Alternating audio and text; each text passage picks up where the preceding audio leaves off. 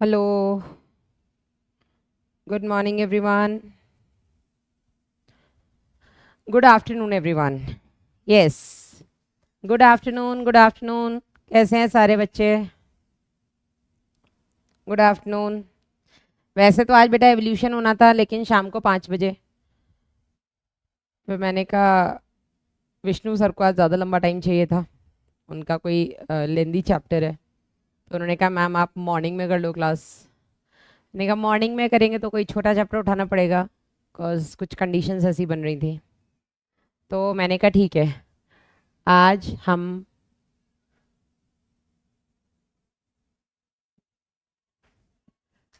Biotechnology के applications, जैव प्रौद्योगिकी के उपयोग अध्याय उठा लेते हैं। छोटा सा चैप्टर है लेकिन इम्पोर्टेंट बहुत है।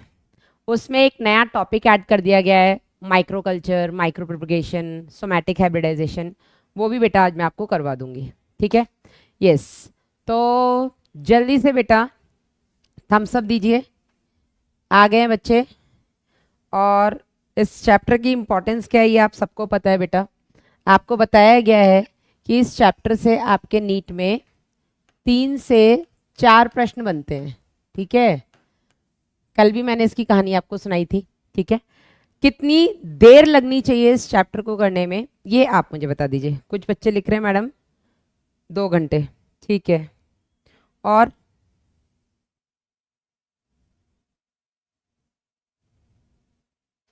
हाँ जी, और कोई? 2 घंटे? 3 घंटे? 3 घंटे में क्या, 1.5 आवर मुझे सबसे बढ़िया लगा। मैम 1.5 घंटे में ख़त्म कर दो, बढ़िया। तुम लोगों का साथ होगा तो आज 1.5 घंटे में निपटा ही देते हैं इसको, नहीं? कोई बहुत बड़ी बात थोड़ा है वैसे इसको 1.5 घंटे में निपटाना।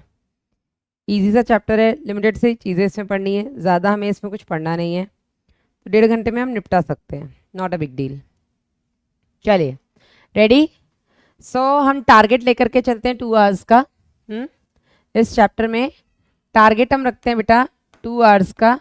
इससे पहले ही ख़त्म करना है, इससे ज़्यादा नहीं लगना चाहिए, ठीक है? 15 मिनट का भी नहीं है भाई, इंपॉर्टेंट है ना। हल्का होता तो मैं 15 मिनट में भी निपटा ही सकती, क्या पता।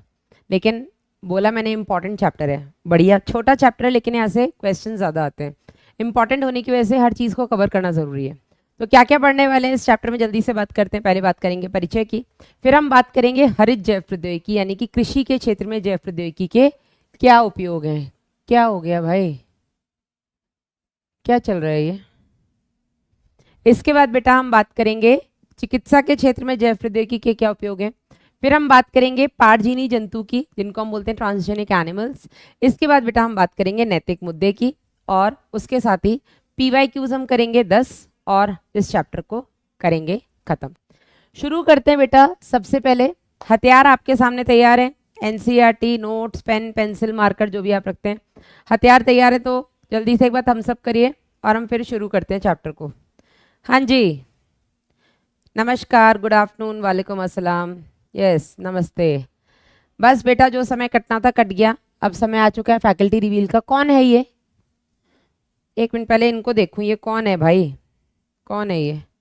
Let me see this guy first.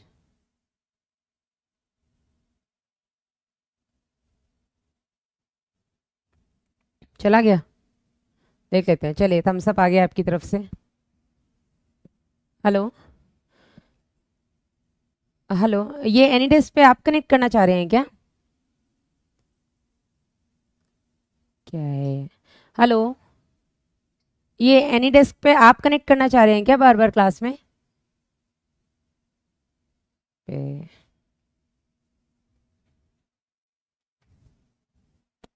नहीं, पहले ये रट्टा निपटा लेना यार, क्लास शुरू होती रट्टे पहले शुरू हो जाते हैं। हेलो? ये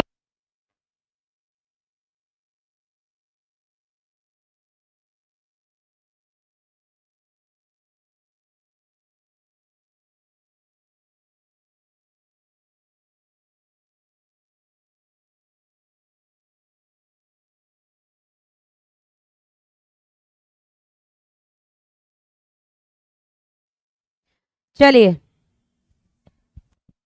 गांव बसता नहीं है, लुटेरे पहले आ जाते हैं। सबको पता है खैर ये बात। तो सबसे पहले तो बेटा एनसीईआरटी में जो दिया गया है इसका परिचय आप सबको पता है कि बेटा जैव प्रौद्योगिकी का जो उपयोग है अलग अलग क्षेत्रों में किया गया है। ठीक है, जैव प्रौद्योगिकी के अगर हम उपयोगों की बात करें, जैव प्रौद्योगिकी के उपयोग बेटा अलग अलग क्षेत्र में किए गए हैं। कौन कौन से क्षेत्र हैं बेटा? सबसे पहले तो हम बात करते हैं कृषि के क्षेत्र में। ठीक है, फिर हम बात करेंगे बेटा चिकित्सा के क्षेत्र में, इसको तो हमें डिटेल में पढ़ना ही है। इसके अलावा बेटा इसका उपयोग किया गया है आपके जल स्रोतों की सफाई में। ठीक है, जल स्रोतों को साफ करने में। ठीक है, और इसमें हमने बेटा पढ़ा था बायो रेमिडिएशन। इसमें हम लोगों ने बात की थी जो स्यूडोमोनास फुटिडा का टोल प्लाज्मिड है, प्रोफेसर आनंद मोहन चक्रवर्ती ने बेटा इसकी खोज की थी। और उस टोल प्लाज्मिड में कुछ ऐसे जीन्स हैं जो कि जो गंदा पानी है नदी का, नालों का, समुद्र का, उस गंदे पानी को साफ करने के लिए वहां पर जो रिसाव होने, तेल रिसाव होने के चलते जो हैवी मेटल ऑयल्स वहां पर पहुंच रहे हैं बेटा, उनके डाइजेशन में स्टोल प्लाज्मिड के जीन्स काम आ रहे हैं। ठीक है, तो उसकी मदद से बेटा हमने जल स्रोतों को सफाई करने में भी मदद की है, मतलब यहाँ पे उपयोग किया है जैव प्रौद्योगिकी का। इसके अलावा बेटा औद्योगिकी के क्षेत्र में भी बेटा जैव प्रौद्योगिकी का बहुत इंपॉर्टेंट रोल है। ठीक है, क्या इंपॉर्टेंट रोल है यहाँ पर भी हमने बात की थी। इसमें बेटा हमने बात की थी कि जैव प्रौद्योगिकी की मदद से जैव ईंधन, बायोफ्यूल्स बनाए जा रहे हैं, बायोडीजल बनाया जा रहा है पादपों की मदद से। क्योंकि हम सबको पता है कि जो ईंधन अभी हमारे पास अवेलेबल हैं, ये ईंधन बेटा हमारे पास, इसको मैं पहले, आ जाओ बेटा, आप जो भी आप रिकॉर्ड हो चुके हो यहाँ पर, अब आपको पहले निपटाया जाए, है ना।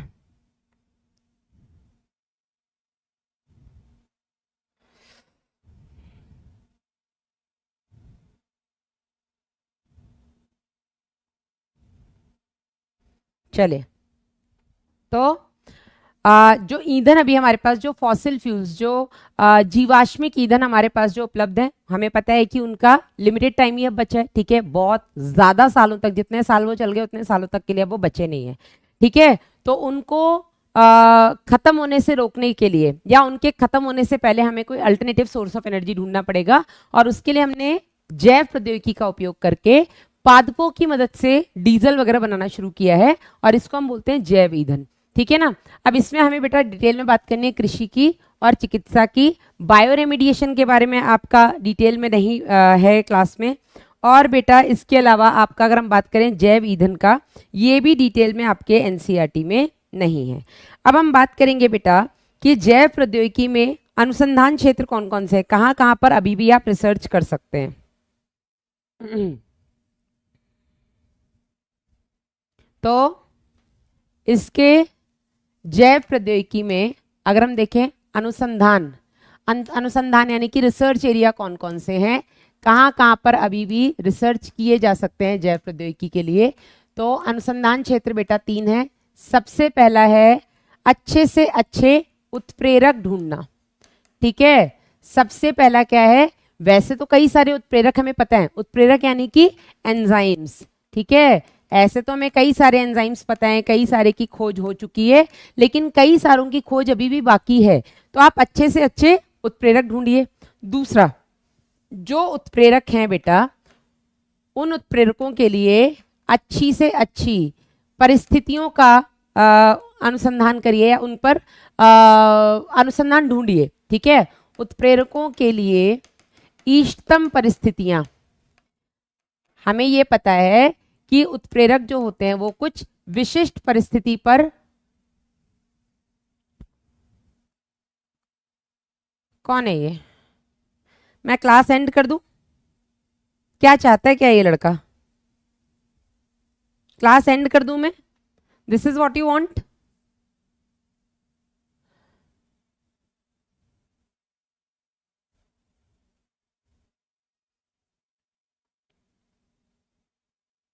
तुम लोग चाहते क्या हो मतलब यार, हेलो, कैसे,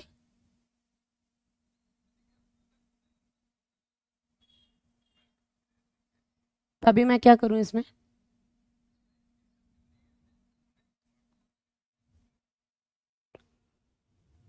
कर दिया।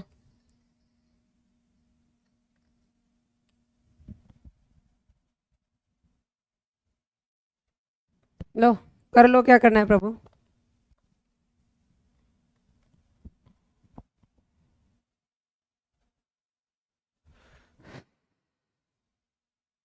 एक मिनट रुक जाते हैं ना, एक मिनट रुक जाते हैं। मैं कैमरा ऑफ कर रही हूँ, लेकिन मेरी आवाज आप सभी को आ रही होगी। यस,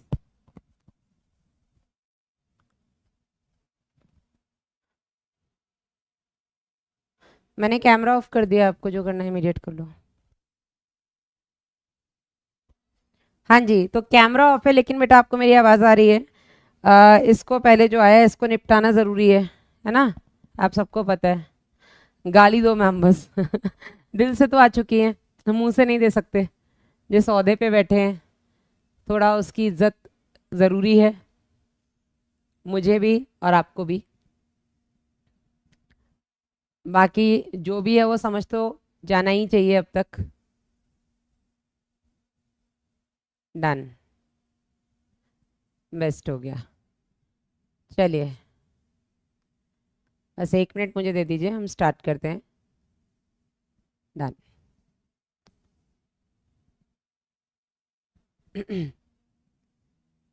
मैम, हाँ तुम लोग मुंह से दे दो, हम नहीं दे सकते प्रभु।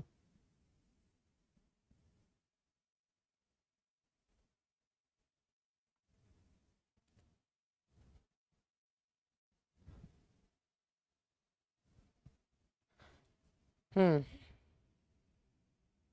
चलिए अब कोई करके देख ले, अगर हो जाए कनेक्ट तो बता देना हाँ फैमिली देख रही है, वरना मैं दे देता, बता रही हूँ वो आता है ना एक हाँ, तो फैमिली देख रही है वरना मैं कौन सी गाली दूँ, बता मैं कौन सी गाली दूँ, ऐसा है ना कुछ चलिए, तो दूसरा है बेटा, जो भी उत्प्रेरक ढूंढे जा चुके हैं उनके लिए इष्टतम परिस्थितियां ढूंढना। ठीक है, क्योंकि हमें पता है कि जो उत्प्रेरक होते हैं यानी जो एंजाइम्स होते हैं वो ऑप्टिमम कंडीशंस पे सबसे बढ़िया काम करते हैं। ठीक है, तो जो उत्प्रेरक ढूंढे जा चुके हैं उनके लिए और अच्छी कोई कंडीशन है तो ढूंढी जा सकती है। ठीक है, या जो उत्प्रेरक आप आने वाले समय में ढूंढने वाले हैं, जिनकी आगे आप खोज करेंगे, उनके लिए अच्छी से अच्छी परिस्थितियां ढूंढी जाएं। और तीसरा बेटा अनुसंधान का क्षेत्र है कि आप अनुप्रवाह संसाधन की और नई तकनीक ढूंढ सकते हैं। ठीक है ना, अनुप्रवाह संसाधन की तकनीकों को ढूंढा जा सकता है ना। अनुप्रवाह संसाधन क्या होता है? जो भी जैव उत्पाद बनाया आपने बायोरिएक्टर के अंदर, उस जैव उत्पाद को पृथक करके उसके शोधन करने की, सेपरेट और प्यूरिफाई करने की जो प्रोसेस होती है, उसको बेटा हम अनुप्रवाह संसाधन कहते हैं। ठीक है, ये हो गया बेटा आपका अनुसंधान के क्षेत्र। अब हम बात करते हैं बेटा इसके बाद कृषि के क्षेत्र में जैव प्रौद्योगिकी के क्या उपयोग हैं। तो यहाँ पर बेटा कुछ चीजें आपके एनसीईआरटी में अभी नई ऐड की हैं, वो भी मैं आज कवर कर लूंगी। कृषि के क्षेत्र में जैव प्रौद्योगिकी के उपयोग को बेटा हम हरित जैव प्रौद्योगिकी बोलते हैं। क्या बोलते हैं हम इसको? हरित जैव प्रौद्योगिकी, यानी कि ग्रीन बायो टेक्नोलॉजी। ठीक है, और ये जो बेटा हरित जैव प्रौद्योगिकी है, इसके अंदर हम जब वास्तव में बात करें आपकी आनुवांशिकता निर्मित फसलों के बारे में, उससे पहले बेटा हम बात करते हैं कृषि और कितने प्रकार की होती है। तो जो कृषि है बेटा, जो एग्रीकल्चर है, ये 3 प्रकार का होता है। सबसे पहला है आपका रासायन आधारित कृषि। सबसे पहला कैसा है बेटा आपका? रासायन आधारित कृषि। रासायन आधारित कृषि यानी कि एग्रोकेमिकल बेस्ड एग्रीकल्चर। ठीक है, कृषि रसायन आधारित कृषि। ये जो आपका कृषि रसायन आधारित कृषि, इसके नाम में ही आ गया ना, रसायन आधारित। यहाँ पर आप अलग अलग तरीके के रसायनों का इस्तेमाल करते हैं। आप लोगों ने हरित क्रांति के बारे में सुना होगा। हरित क्रांति बेटा, ग्रीन रेवोल्यूशन, हरित क्रांति कब आई थी, क्यों लाई गई थी? तो हम सबको पता है आज़ादी के बाद जिस तरीके से हमारी जनसंख्या वृद्धि हुई है, आप सबको पता है जनसंख्या वृद्धि हमने पढ़ा है जनन स्वास्थ्य वाले अध्याय में, 350 मिलियन से मात्र 50 साल में ही हम 3 गुने हो गए थे लगभग, ठीक है ना। तो एकदम से जो जनसंख्या वृद्धि हुई थी, बढ़ती जनसंख्या के लिए रोटी कपड़ा मकान में जो बेसिक नीड्स हैं उसमें रोटी की आपूर्ति, उनके खाने की आपूर्ति के लिए बेटा, या खाने की आपूर्ति हो सके उसके लिए एकदम से फसलों का उत्पादन बढ़ाया गया था, ठीक है। और कैसे बढ़ाया गया था, इसमें कई तरीके के रसायनों का इस्तेमाल किया गया था। कौन कौन से रसायन थे यहाँ पर कीटनाशक का इस्तेमाल किया गया, ठीक है। यहाँ पर खरपतवार नाशक का इस्तेमाल किया गया, खरपतवार नाशक का इस्तेमाल किया गया, यहाँ पर पीड़क नाशक का इस्तेमाल किया गया। ऐसे कई सारे अलग अलग तरीके के रसायनों का इस्तेमाल किया गया और इन रसायनों के इस्तेमाल से कहीं ना कहीं जो हमारा पर्पस था कि कृषि का उत्पादन बढ़े, वो बढ़ा भी, 3 गुना तक बढ़ा। लेकिन फिर भी जिस तरीके से जनसंख्या वृद्धि हो रही थी, उस बढ़ी हुई जनसंख्या के लिए ये हरित क्रांति भी कहीं ना कहीं उनकी आपूर्ति नहीं कर पाई, ठीक है। लेकिन हाँ, इससे बेटा हरित क्रांति के चलते 3 गुना उत्पादन बढ़ा, ठीक है। जो भी फसलें हो रही थी उनका उत्पादन 3 गुना बढ़ा। लेकिन फिर भी बेटा ये उस समय की बढ़ती हुई जनसंख्या के लिए खाद्य आपूर्ति नहीं कर पाया, ठीक है। अब इसके कई सारे साइड इफेक्ट्स थे। साइड इफेक्ट्स क्या थे बेटा, कि जो रसायन थे बेटा, ये रसायन खरीदना कृषि के लिए बहुत, या जो अपने फार्मर्स थे, जो फार्मर्स को किसान, ठीक है, किसान के लिए बेटा इनको खरीदना बहुत महंगा पड़ रहा था, ठीक है। तो कहीं ना कहीं उनके लिए ये पॉकेट फ्रेंडली नहीं थे। हालांकि इन रसायनों का इस्तेमाल करके ही उत्पादन बढ़ाया जा सकता था, लेकिन इन रसायनों को खरीदने के लिए पैसा इतना नहीं था किसानों के पास जितना इन रसायनों को खरीदने में लग रही थी लागत, ठीक है ना। तो दूसरा बेटा, एक तो ये इसकी कमी हो गई, दूसरा इसका साइड इफेक्ट क्या हो गया, हाँ भैया डाल देंगे, दिव्य भैया का वीडियो डाल देंगे। दूसरा इसका साइड इफेक्ट क्या था बेटा, दूसरा इसका साइड इफेक्ट ये था कि जो रसायनों का इस्तेमाल हो रहा था, इससे कहीं ना कहीं आपकी फसलों को या मिट्टी को नुकसान हो रहा था, फसलों को तो नहीं, मिट्टी को नुकसान हो रहा था। जो जानवर थे या जो इंसान थे जो इन रसायनों को खा रहे थे बेटा, उनके अंदर कहीं ना कहीं टॉक्सिक केमिकल्स का जो लेवल था वो बढ़ रहा था, क्योंकि ये रसायन मिट्टी से अल्टीमेटली पानी में जा रहे थे। तो पानी में रहने वाले जो जीव हैं, ठीक है, पानी में रहने वाले जो पादप हैं, पानी में रहने वाले जो जंतु हैं, उनके अंदर कहीं ना कहीं बेटा इन रसायनों का लेवल बढ़ रहा था और ये टॉक्सिक होते हैं, ठीक है, ये बहुत अच्छे तो नहीं होते हैं, ठीक है। फिर बेटा इसकी कमी को, इसकी जो भी कमियां थी उनकी आपूर्ति के लिए आया आपका कार्बनिक कृषि, जिसको हम बोलते हैं ऑर्गेनिक फार्मिंग या ऑर्गेनिक एग्रीकल्चर। अब कार्बनिक कृषि का सबसे बड़ा जो उद्देश्य था वो ये था कि इसमें किसी भी तरीके के रसायनों को इस्तेमाल नहीं करना है, ठीक है।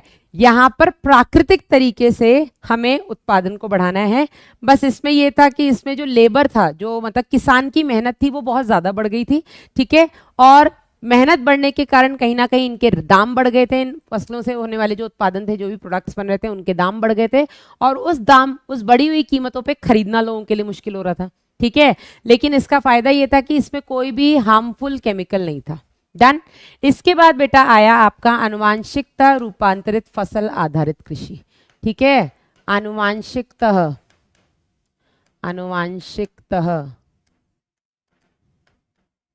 रूपांतरित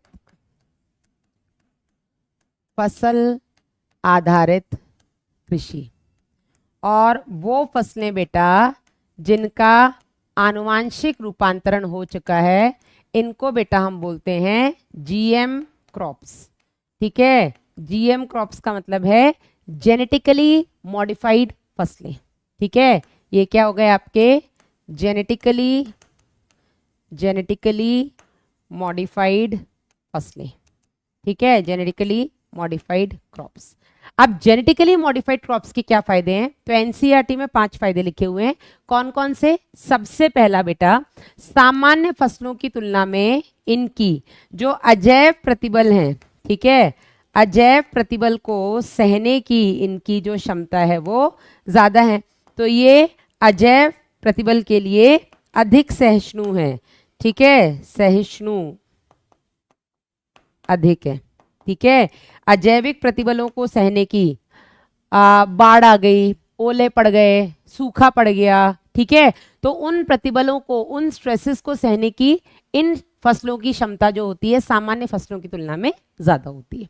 दूसरा बेटा इसका फायदा क्या था कि इनसे कटाई के पश्चात होने वाला नुकसान, कटाई पश्चात जो नुकसान था बेटा उसको कम किया गया। ठीक है, मतलब कटते ही फसलें कुछ दिनों में नष्ट हो जा रही थी, तो जो आनुवांशिकता रूपांतरित फसलें हैं बेटा इनका जीवन काल बढ़ गया। और इसका एक उदाहरण है आपका फ्लेवर सेवर टमाटर। ठीक है, और क्या फायदा था बेटा इस जेनेटिकली मॉडिफाइड क्रॉप का? इसका अगला फायदा है बेटा कि जो खनिज उत्पादन की क्षमता है, या सॉरी खनिज उपयोग की जो क्षमता है इनकी वो बढ़ गई थी। खनिज उपयोग क्षमता बढ़ने के चलते जिस मिट्टी में बेटा ये आनुवांशिकता रूपांतरित फसलें उगाई जाती हैं उन मिट्टी की उर्वरकता या उनकी जो बोलते हैं फर्टिलाइजिंग कैपेसिटी जल्दी, फर्टिलाइजिंग कैपेसिटी बोलेंगे क्या, फर्टिलिटी, ठीक है, उनकी फर्टिलिटी, उनकी उर्वरकता जल्दी, उर्वरकता जो भी था जल्दी खत्म नहीं होगी। ठीक है ना। चौथा बेटा इसका फायदा क्या है? चौथा इसका फायदा है कि ये जो फसलें हैं बेटा ये इनकी पोषक गुणवत्ता जो है वो सामान्य फसलों की तुलना में ज्यादा है। ठीक है, जैसे यहां पर हमने पढ़ा सुनहरा चावल, गोल्डन राइस। ठीक है, नॉर्मल राइस में कोई विटामिन नहीं होता है, लेकिन जो सुनहरा चावल है उसमें विटामिन ए, बीटा कैरोटीन उसमें है, प्रो विटामिन ए है। ठीक है, जो कि आपके शरीर में जाके एक्टिव होगा और बेटा विटामिन ए की कमी नहीं होगी, है ना। और क्या था, और क्या इसका पांच इसके फायदे दिखाए गए हैं। एक तो हो गया जेनेटिकली मॉडिफाइड क्रॉप्स में कटाई पश्चात नुकसान, फ्लेवर से टमाटर, उपयोगिता अजैव प्रतिबल सहिष्णु अधिक हो गई, पोषक गुणवत्ता बढ़ जाएगी। एक और क्या बेटा इसका फायदा है, जल्दी से बताओ। हाँ जी, दूसरा या तीसरा पॉइंट छूट रहा है कुछ?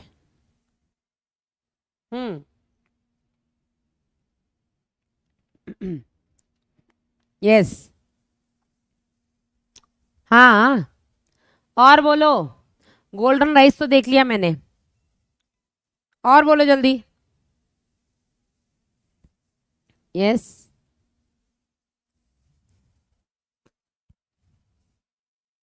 हाँ वेरी गुड। जो रासायनिक पीड़कनाशक, ये जो रसायनों का इस्तेमाल किया जा रहा था, ये जो आपकी जेनेटिकली मॉडिफाइड फसलें हैं बेटा, ये पहले से ही जो रसायन, जो पीड़क हैं, जो कीट हैं, जो कि फसलों को नुकसान पहुंचाने वाले हैं, उनके लिए बेटा ये पहले से ही प्रतिरोधी हैं। अगर कीड़े इनको खाएंगे तो कीड़े मर जाएंगे, फसलों का नुकसान नहीं होगा, है ना। तो रसायनों पर बेटा, रसायनों पर ये आधारित या रसायनों पर इनकी जो निर्भरता है वो कम थी। ठीक है, रसायनों पर ये निर्भरता इनकी कम थी। इनको अच्छी उत्पादन के लिए कीटनाशक, पीड़कनाशक, खरपतवार नाशक इनकी जरूरत नहीं थी। ये 5 बेटा फायदे आपके एनसीईआरटी में दिए और यहां से आपका क्वेश्चन भी आया हुआ है। ठीक है, इसके अलावा बेटा एनसीईआरटी इसके बाद लिखती है कि आप जैसा चाहें वैसा पौधा बना सकते हैं आनुवांशिकता रूपांतरित फसल के नाम पे। ठीक है, आप जो जीन चाहें अपने मन का वो लगा सकते हैं। ठीक है, और इनको बेटा हम टेलर मेड प्लांट्स बोलते हैं। टेलर मेड मतलब अपनी इच्छा अनुसार आप अपना प्लांट बना सकते हैं। ठीक है, अब यहीं पर बेटा एक एनसीईआरटी में एक टॉपिक ऐड किया गया है जो कि पहले आपका strategies in enhancement of food production का था, और उसको बेटा बोला है टिश्यू कल्चर, ऊतक संवर्धन। ठीक है, टिश्यू कल्चर होता क्या है बेटा? टिश्यू कल्चर यानी कि ऊतक संवर्धन। टिश्यू कल्चर में हम क्या करते हैं, हम किसी भी पादप का जो काम का ऊतक है उसको निकाल करके उससे एक पूरा पौधा बना सकते हैं। आर्टिफिशियल मीडियम में, कृत्रिम माध्यम में उस पादप को उगने के लिए कौन कौन से पोषक तत्व चाहिए, अगर हम वो सारे पोषक तत्व उसको कृत्रिम माध्यम में, आर्टिफिशियल मीडियम में दे दें तो बेटा हम इससे एक पूरा नया पौधा बना सकते हैं। ठीक है, पौधों के अंदर वो ऊतक बेटा जिससे पूरा पौधा बन सकता है, उन ऊतकों को या उन कोशिकाओं को हम बोलते हैं कि वो टोटीपोटेंट होती हैं। टोटीपोटेंट की हिंदी क्या है बेटा? 1 मिनट मैं देख लूं, यहीं पर देख लेती, रुक जाओ। टोटीपोटेंट की हिंदी का मतलब होता है कर्तोत्की, पूर्ण शक्तता। ठीक है ना, क्या बोलते हैं इसको हम? पूर्ण शक्तता, पूर्ण शक्तता, पूर्ण शक्तता।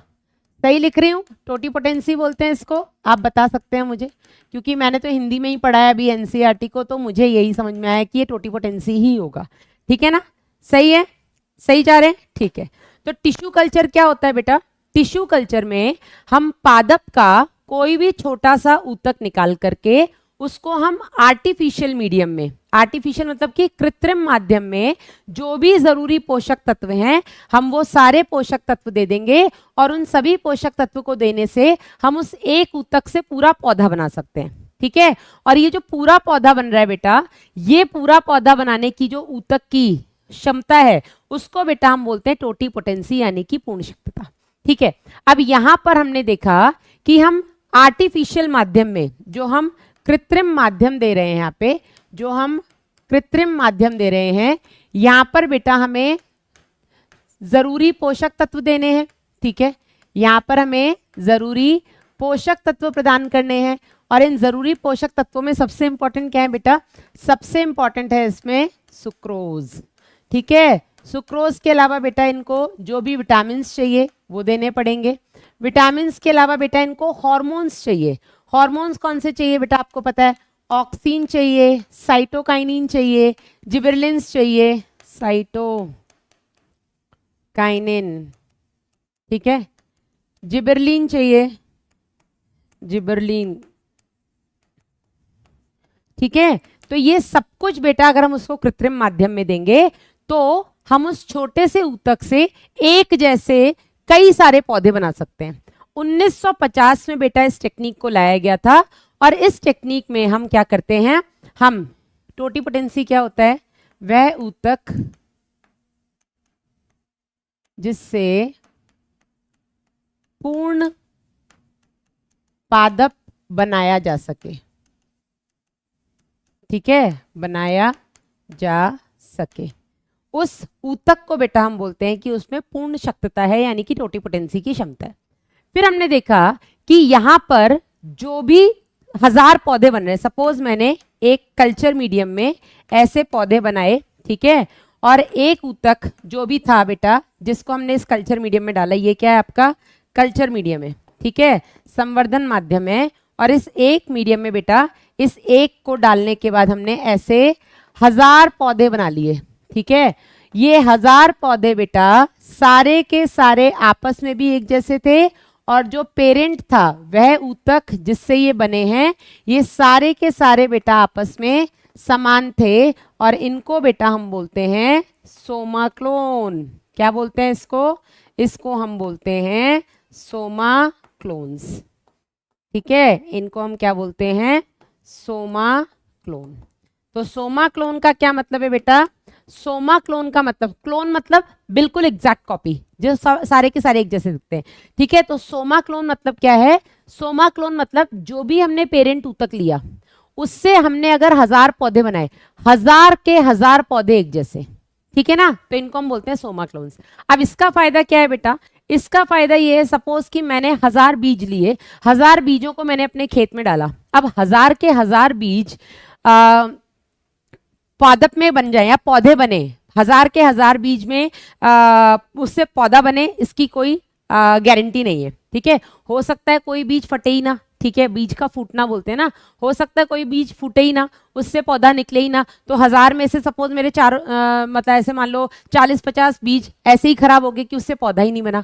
जो पौधे बने मैंने खेतों में सीधा उन बीजों को डाला, तो खेतों में कहीं पर पानी अच्छा मिल गया, कहीं नहीं मिला, कुछ भी कंडीशंस के चलते सारे पौधों को बराबर पोषक तत्व ना मिलने की वजह से सारे पौधे अच्छी मात्रा में वृद्धि नहीं कर पाए। लेकिन अगर मैं टिश्यू कल्चर की मदद से सोमा क्लोन्स बना रही हूं जिसमें मैंने छोटे छोटे पौधे तो लैब में ही बना लिए हैं, अब सीधा उन पौधों को ले जाकर के मुझे प्राकृतिक माध्यम यानी खेतों में लगाना है, तो एक तो मुझे गारंटी है कि अगर मैं 1000 पौधे ले जा रही हूं तो 1000 के 1000 पौधे अब पेड़ बनेंगे। ठीक है, और दूसरा बेटा ये कि यहां पर ये भी गारंटी, क्योंकि क्लोन्स है ना, तो अब कौन सा लक्षण आएगा, इसके फल कैसे होंगे, ये सोचने वाली बात नहीं, क्योंकि हमने माइक्रो कल्चर किया है, हमने आर्टिफिशियली जो भी पौधा बनाया है हमने सोच के बनाया है, हमने वो ही जीन्स या उन्हीं ऊतकों, हमने जो भी पेड़ का ऊतक लिया था हमें उस पेड़ की प्रॉपर्टीज पता है कि भाई इसके फल ऐसे ऐसे आते हैं, तो अब गारंटीड है कि ये जो 1000 पौधे मैं अपने खेतों में ला करके लगाए हैं जो मैंने,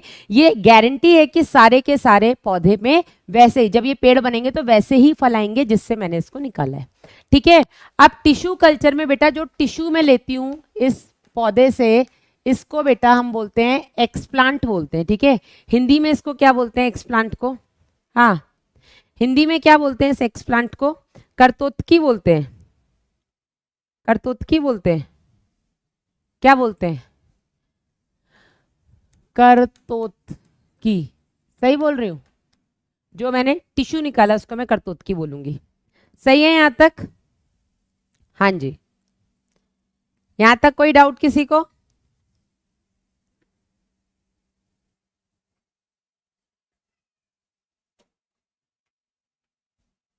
डन। तो ये सोमा क्लोन्स बन गए। और क्योंकि बेटा मैंने एक माइक्रो लेवल पर जाकर के इतने सारे पौधे बनाए हैं, तो इस तकनीक को हम माइक्रो प्रोपगेशन बोलते हैं। माइक्रो प्रोपगेशन, सूक्ष्म प्रवर्धन, क्या बोलेंगे इसको हम? सूक्ष्म प्रवर्धन, जिसके चलते बनते हैं ये सोमा क्लोन्स। यहां तक सबको क्लियर है? हाँ जी, आगे बढ़ते हैं बेटा। इसी में एक टॉपिक और ऐड किया गया आपके एनसी। अरे यार,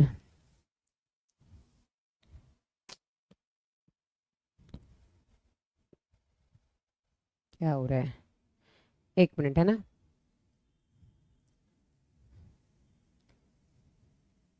चलिए, इसी में एक टॉपिक और एनसीईआरटी में दिया गया है, पोमैटो, बोमैटो, ये क्या होते हैं बेटा? तो हमने यहां पर देखा सोमैटिक हाइब्रिडाइजेशन। सोमैटिक, हिंदी बता दो मुझे इसकी। हाइब्रिडाइजेशन को तो हम संकरण बोलते हैं, सोमैटिक को क्या बोलेंगे? सोमैटिक ही बोलेंगे, इसको हम बोलेंगे संकरण। सोमैटिक की हिंदी क्या होगी, जल्दी से मुझे बता दीजिएगा। सोमैटिक हाइब्रिडाइजेशन का मतलब होता है, हाँ, सोमैटिक को क्या बोलते हैं हिंदी में? जल्दी से बता दें यार प्लीज। हाँ, कायिक संकरण। थैंक यू पिनेश, यस, इसको हम बोलते हैं बेटा कायिक संकरण। संकरण मतलब हमने हाइब्रिड बनाया, दो अलग अलग प्रजातियों को मिलाकर के हमने कुछ नया बनाया, ठीक है। कायिक मतलब हम उनके जीन्स के साथ नहीं खेल रहे हैं, हम कोशिकाओं के साथ ऊपर लेवल पे खेल रहे हैं। यहां पर बेटा हमने जो खेला वो खेला हमने प्रोटोप्लास्ट के साथ। किसके साथ खेला हमने यहाँ पर हमने खेला प्रोटोप्लास्ट के साथ, ठीक है। हमने किसके साथ खेला? हमने खेला प्रोटोप्लास्ट के साथ।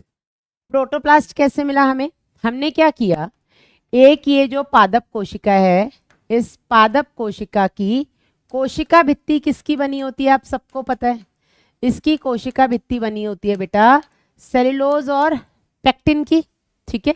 किसकी बनी होती है इसकी कोशिका भित्ति? सेल्यूलोज और पेक्टिन की, ठीक है। इस सेल्यूलोज और पेक्टिन की कोशिका भित्ति को डाइजेस्ट करने के लिए, तोड़ने के लिए, पचाने के लिए हमने जिस एंजाइम का इस्तेमाल किया वो है आपका सेल्यूलेज और पेक्टिनेज। क्या मिला हमें? सेल्यूलेज और पेक्टिनेज। इन सेल्यूलेज और पेक्टिनेज की मदद से हमने इसकी कोशिका भित्ति को पचा दिया।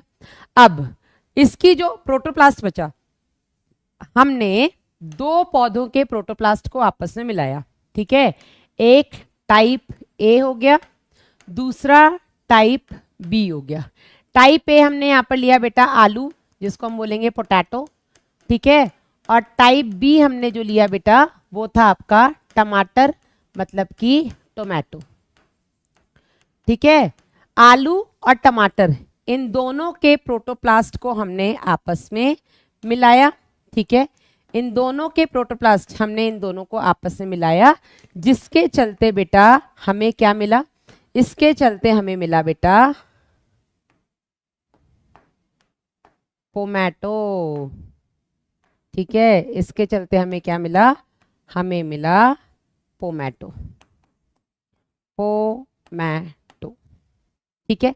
तो इसमें लक्षण दोनों के आ गए, लेकिन इसको जिस उसके साथ बनाया गया था, जिस इच्छा के साथ बनाया था, जिस मंशा के साथ बनाया गया था कि इसका व्यावसायिक रूप से इस्तेमाल होगा बेटा, वो नहीं हो पाया, ठीक है। इसी तरीके से बेटा एक बोमैटो बनाया गया, ठीक है। एक बनाया गया बोमैटो। बोमैटो में ब्रिंजल यानी कि बैंगन और टमाटर, टोमेटो को आपस में जोड़ा गया, ठीक है, ब्रिंजल और टमाटर, ठीक है, ब्रिंजल एंड टोमेटो, इन दोनों को जोड़ करके बना आपका बोमेटो, आलू और टमाटर को जोड़ करके बनाया आपका पोमेटो। तो इसको हमने बोला कायिक संकरण।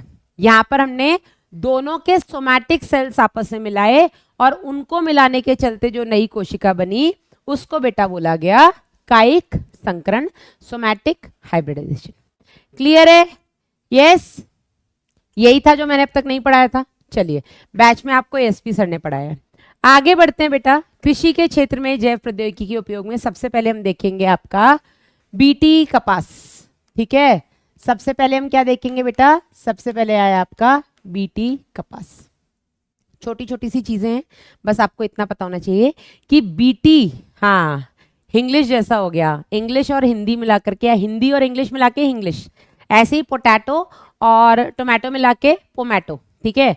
और ऐसा अब स्ट्रेटजीज वाला अध्याय हट गया, वरना वहां पर हम संकरण में पढ़ते हैं घोड़े और खच्चर को मिला के जो म्यूल बनाया गया, ऐसे टाइगर और लॉयन को मिला करके लाइगर बनाया गया, ठीक है। मेल फीमेल इसका उल्टा कर दो तो टाइगॉन बनाया गया, ठीक है। ऐसा एनिमल्स में भी संकरण किए गए हैं, ठीक है ना। चलिए आते हैं बीटी कपास पे। तो सबसे पहली बात तो बीटी कपास का नाम बीटी कपास क्यों रखा? क्योंकि बेटा एक जीवाणु है जिसका नाम है बेसिलस थुरिनजेनेसिस। क्या नाम है इसका? बेसिलस थुरिनजिएंसिस,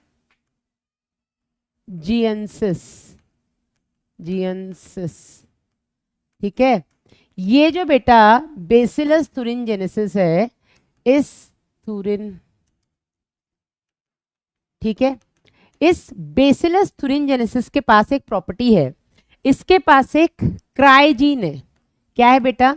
इस बेसिलस थुरिनजेनेसिस बीटी, इसके पास एक क्राइजीन है। क्राई क्यों बोला बेटा? क्योंकि ये एक क्रिस्टलाइज्ड एंडोटॉक्सिन बनाता है। क्या बनाता है बेटा? ये क्रिस्टलाइज्ड एंडोटॉक्सिन। ये एक विषाणु, मतलब क्या बोलेंगे, विष है, ठीक है। ये एक जैव विष है। ये जो जैव विष है बेटा, ये जीवाणु में तो निष्क्रिय रहता है, ठीक है, ये जीवाणु में निष्क्रिय रहता है, लेकिन ये कुछ विशिष्ट कीट समूहों को मारने की क्षमता रखता है, ठीक है। ये जीवाणु में तो निष्क्रिय रहता है, लेकिन कुछ विशिष्ट कीट समूहों, विशिष्ट कीट समूह जो है बेटा, उनकी समूहों के जो कीट हैं उनकी मध्य आंत में क्षारीय पीएच में सक्रिय हो जाते हैं, ठीक है, पहली चीज। अब ये विशिष्ट कीट समूह कौन कौन से हैं? तो विशिष्ट कीट समूहों की अगर हम बात करें तो 3 है बेटा आपके, लेपिडोप्टेरन्स,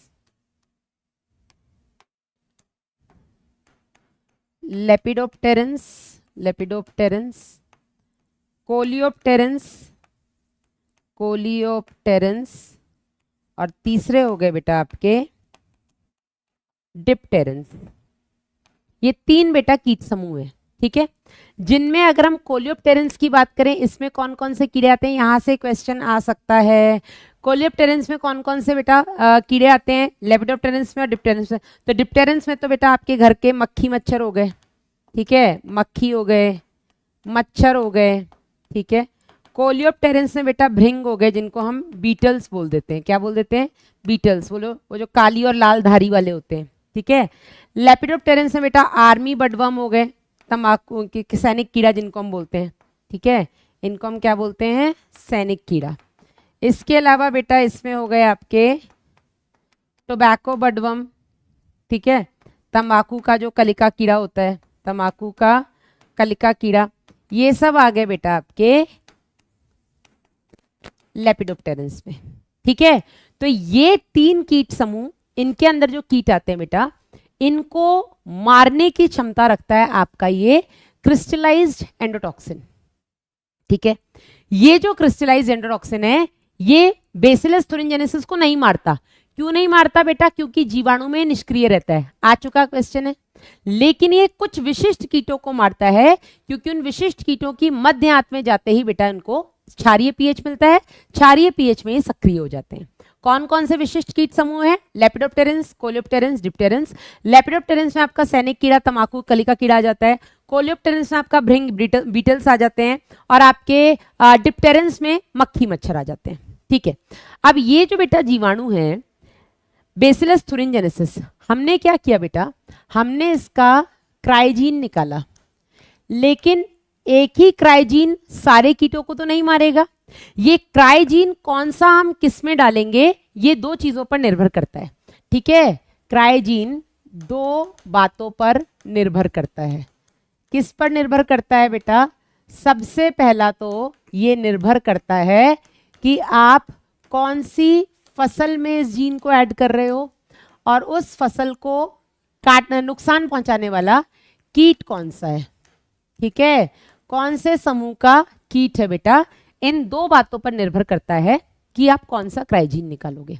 जैसे कि अगर हम निकालते हैं बेटा क्राई1AB, क्राई1AB बेटा मक्का छेदक, जो कॉर्न बोरर्स हैं, जो मक्के में छोटे छोटे छेद कर देते हैं, जिसके चलते मक्के की फसल खराब हो जाती है। ठीक है, तो इससे जो फसल बनी उसको हमने बोल दिया बीटी मक्का, है ना।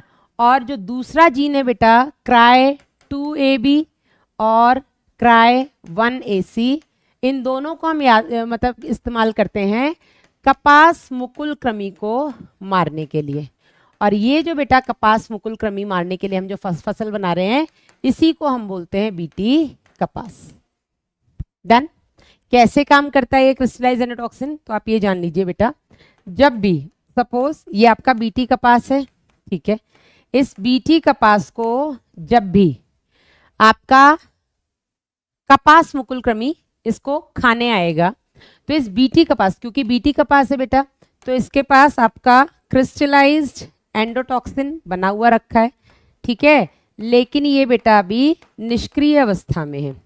जब भी ये कीट इसका सेवन करेगा, जब बेटा ये कीट के मध्य आंत में, जहाँ पर इसको क्षारीय पीएच मिलेगा, मध्य आंत में जहाँ इसको क्षारीय पीएच मिलेगा, क्षारीय पीएच में बेटा ये सक्रिय हो जाएगा। जो एंडोटॉक्सिन है ये सक्रिय हो जाएगा, और सक्रिय होते ही बेटा इसकी मध्य आंत में जो उपकला है, ठीक है, मध्य आंत की जो उपकला है उस पर इसके ग्राही होंगे।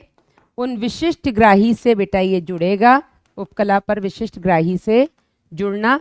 ठीक है, और फिर बेटा क्या होगा, ये उपकला कोशिकाओं में छेद कर देगा, उपकला कोशिका में छिद्र कर देगा। और जैसे ही बेटा उपकला कोशिका में छिद्र होगा, क्या होगा, कोशिकाओं के अंदर पानी जाएगा, तो कोशिकाएं बेटा पानी जाने की वजह से फूलेंगी और फूल कर फटेंगी। ठीक है, और जैसे ही कोशिकाएं फूलकर फटेंगी, तो ये जो कीट है बेटा, ये कीट मर जाएगा। ठीक है, इस तरीके से हमने बीटी फसलें बनाई। मैंने एक एग्जाम्पल दे दिया आपको बीटी कपास का। कौन सा क्राइजीन हम इस्तेमाल करते हैं बीटी मक्का में, वो मैंने आपको बताया। लेकिन इसके अलावा बीटी सोयाबीन है, बीटी टमाटर है, बहुत सारी बीटी बैंगन है, ऐसी बहुत सारी बीटी फसलें बनी जा चुकी हैं। डन, यहाँ तक क्लियर है? टिकोरा खाएंगे भाई। टिकोरा क्या होता है? फिलहाल तो मैं छाछ पी रही हूँ। अब तो गर्मियों में छाछ ही सहारा है यार, सैटरडे संडे बनी बनाई मिल जाती है।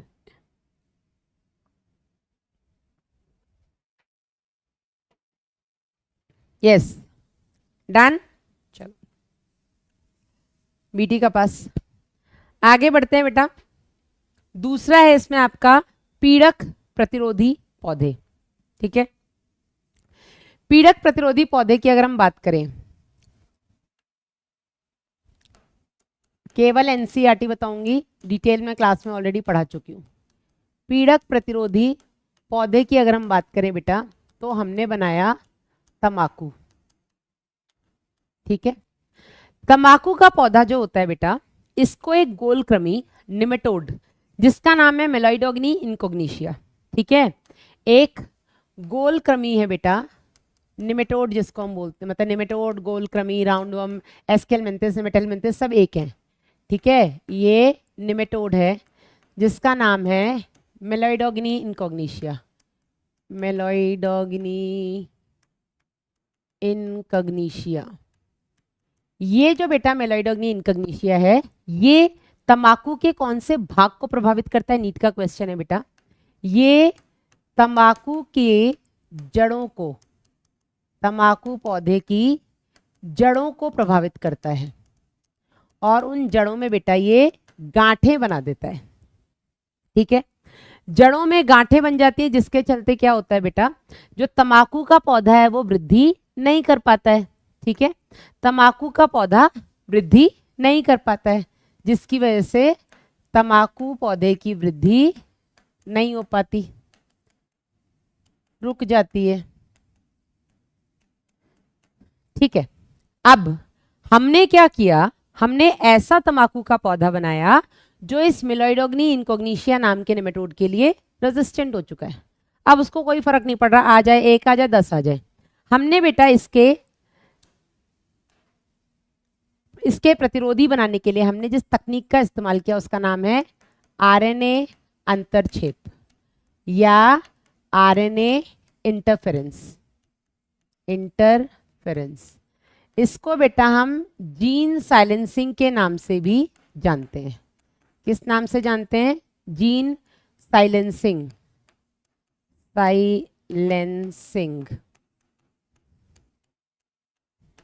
इसको हम जीन साइलेंसिंग के नाम से भी जानते हैं।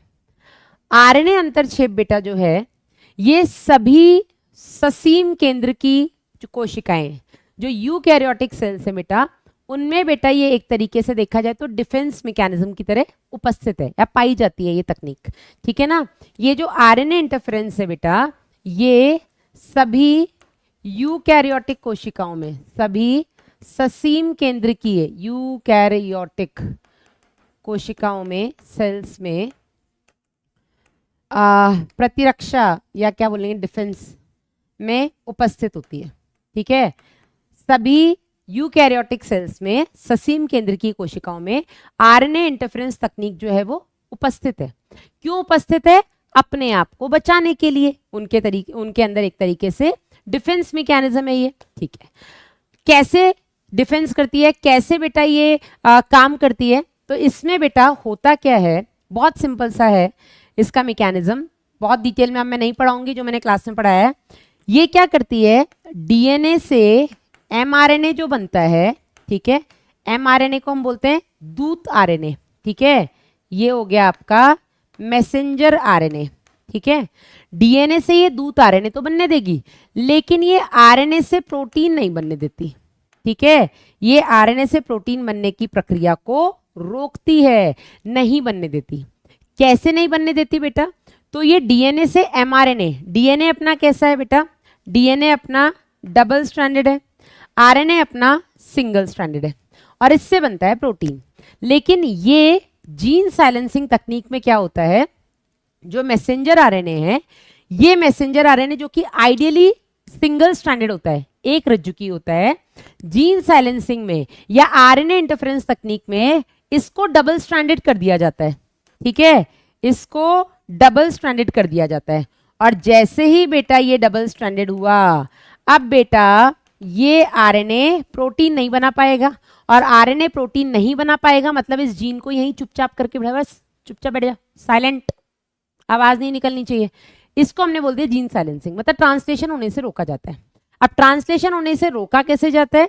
तो ये जो एमआरएनए बनेगा, इसका कॉम्प्लीमेंट्री जो रज्जू है, जो ये पिंक कलर से मैंने बनाया है, ये बेटा जो इसका संपूरक आरएनए है, वो हम पहले से ही तंबाकू पौधे में बना करके रखते हैं, ठीक है। कैसे बनाते हैं बेटा? तो क्योंकि पौधा है, इसके लिए हम जिस संवाहक का इस्तेमाल करते हैं, वो संवाहक कौन सा है आपका? एग्रोबैक्टीरियम।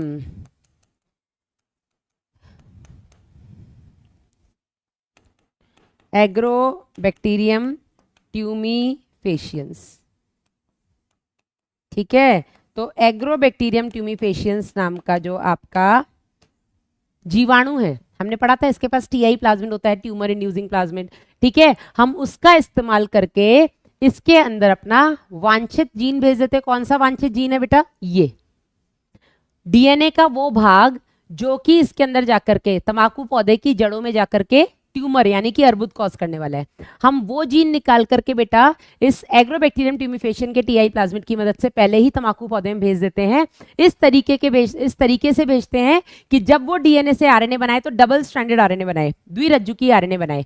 जनरली आरएनए एक रज्जु की होते हैं और ये द्विरज्जु की आरएनए बेटा जिसमें वास्तविक आरएनए का संपूरक जो रज्जु है वो पहले से इस तंबाकू पौधे में बना हुआ होगा। जब कभी भी ये तंबाकू पौधा जब कभी भी इसमें मेलाडोग्नी इनकॉग्निशिया अपना ट्यूमर कॉज करने आएगा, अपना जीन डालेगा, जीन से सिंगल स्ट्रैंडेड आरएनए बनेगा, उस आरएनए पर पहले से बना हुआ आरएनए आकर के चिपक जाएगा, या चिपक जाना मतलब उससे आकर के जुड़ जाएगा, उस दूत आरएनए को डबल स्ट्रैंडेड कर लेगा, संपूरक बना देगा उसका, जिसके चलते बेटा वो प्रोटीन नहीं बना पाएगा और जीन को साइलेंट कर देगा, उसको गांठ नहीं बनाने देगा और ये मेलाडोग्नी इनकॉग्निशिया नाम का जो निमेटोड है ये मर जाएगा।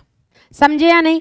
इसको बेटा हम जीन साइलेंसिंग कहते हैं। और ये जो आपका जीन साइलेंसिंग में ये जो संपूरक स्ट्रैंड है, ठीक है, ये जो संपूरक रज्जु है, ये संपूरक रज्जु कहां से आया बेटा?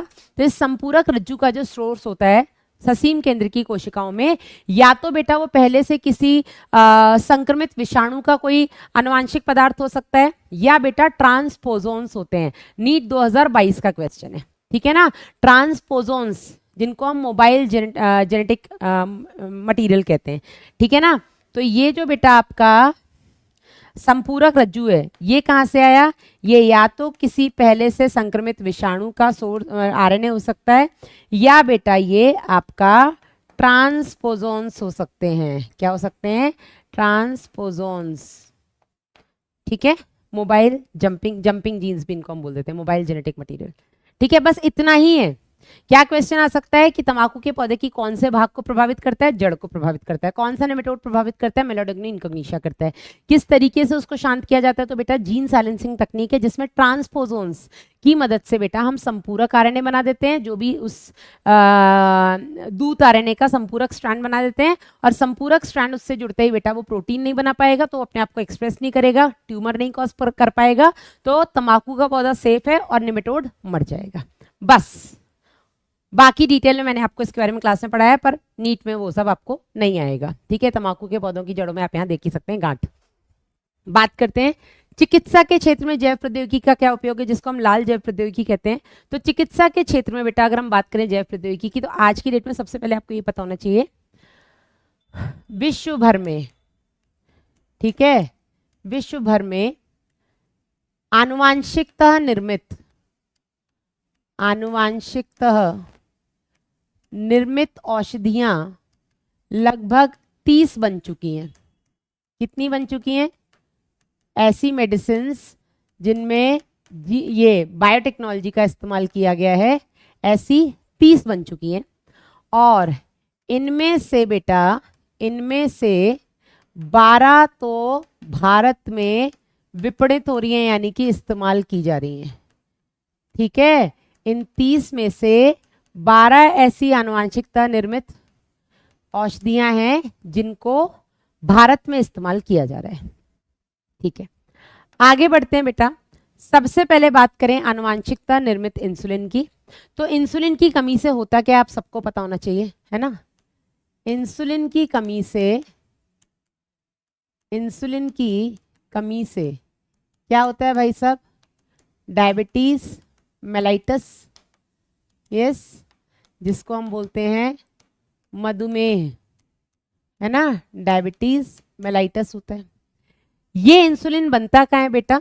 तो ये इंसुलिन बनता है आपके अग्नाशय के जो लैंगरहैंस के द्वीप हैं, इनकी बीटा कोशिकाओं द्वारा बनाया जाता है, ठीक है। फिर हमने देखा इंसुलिन की संरचना कैसी होती है।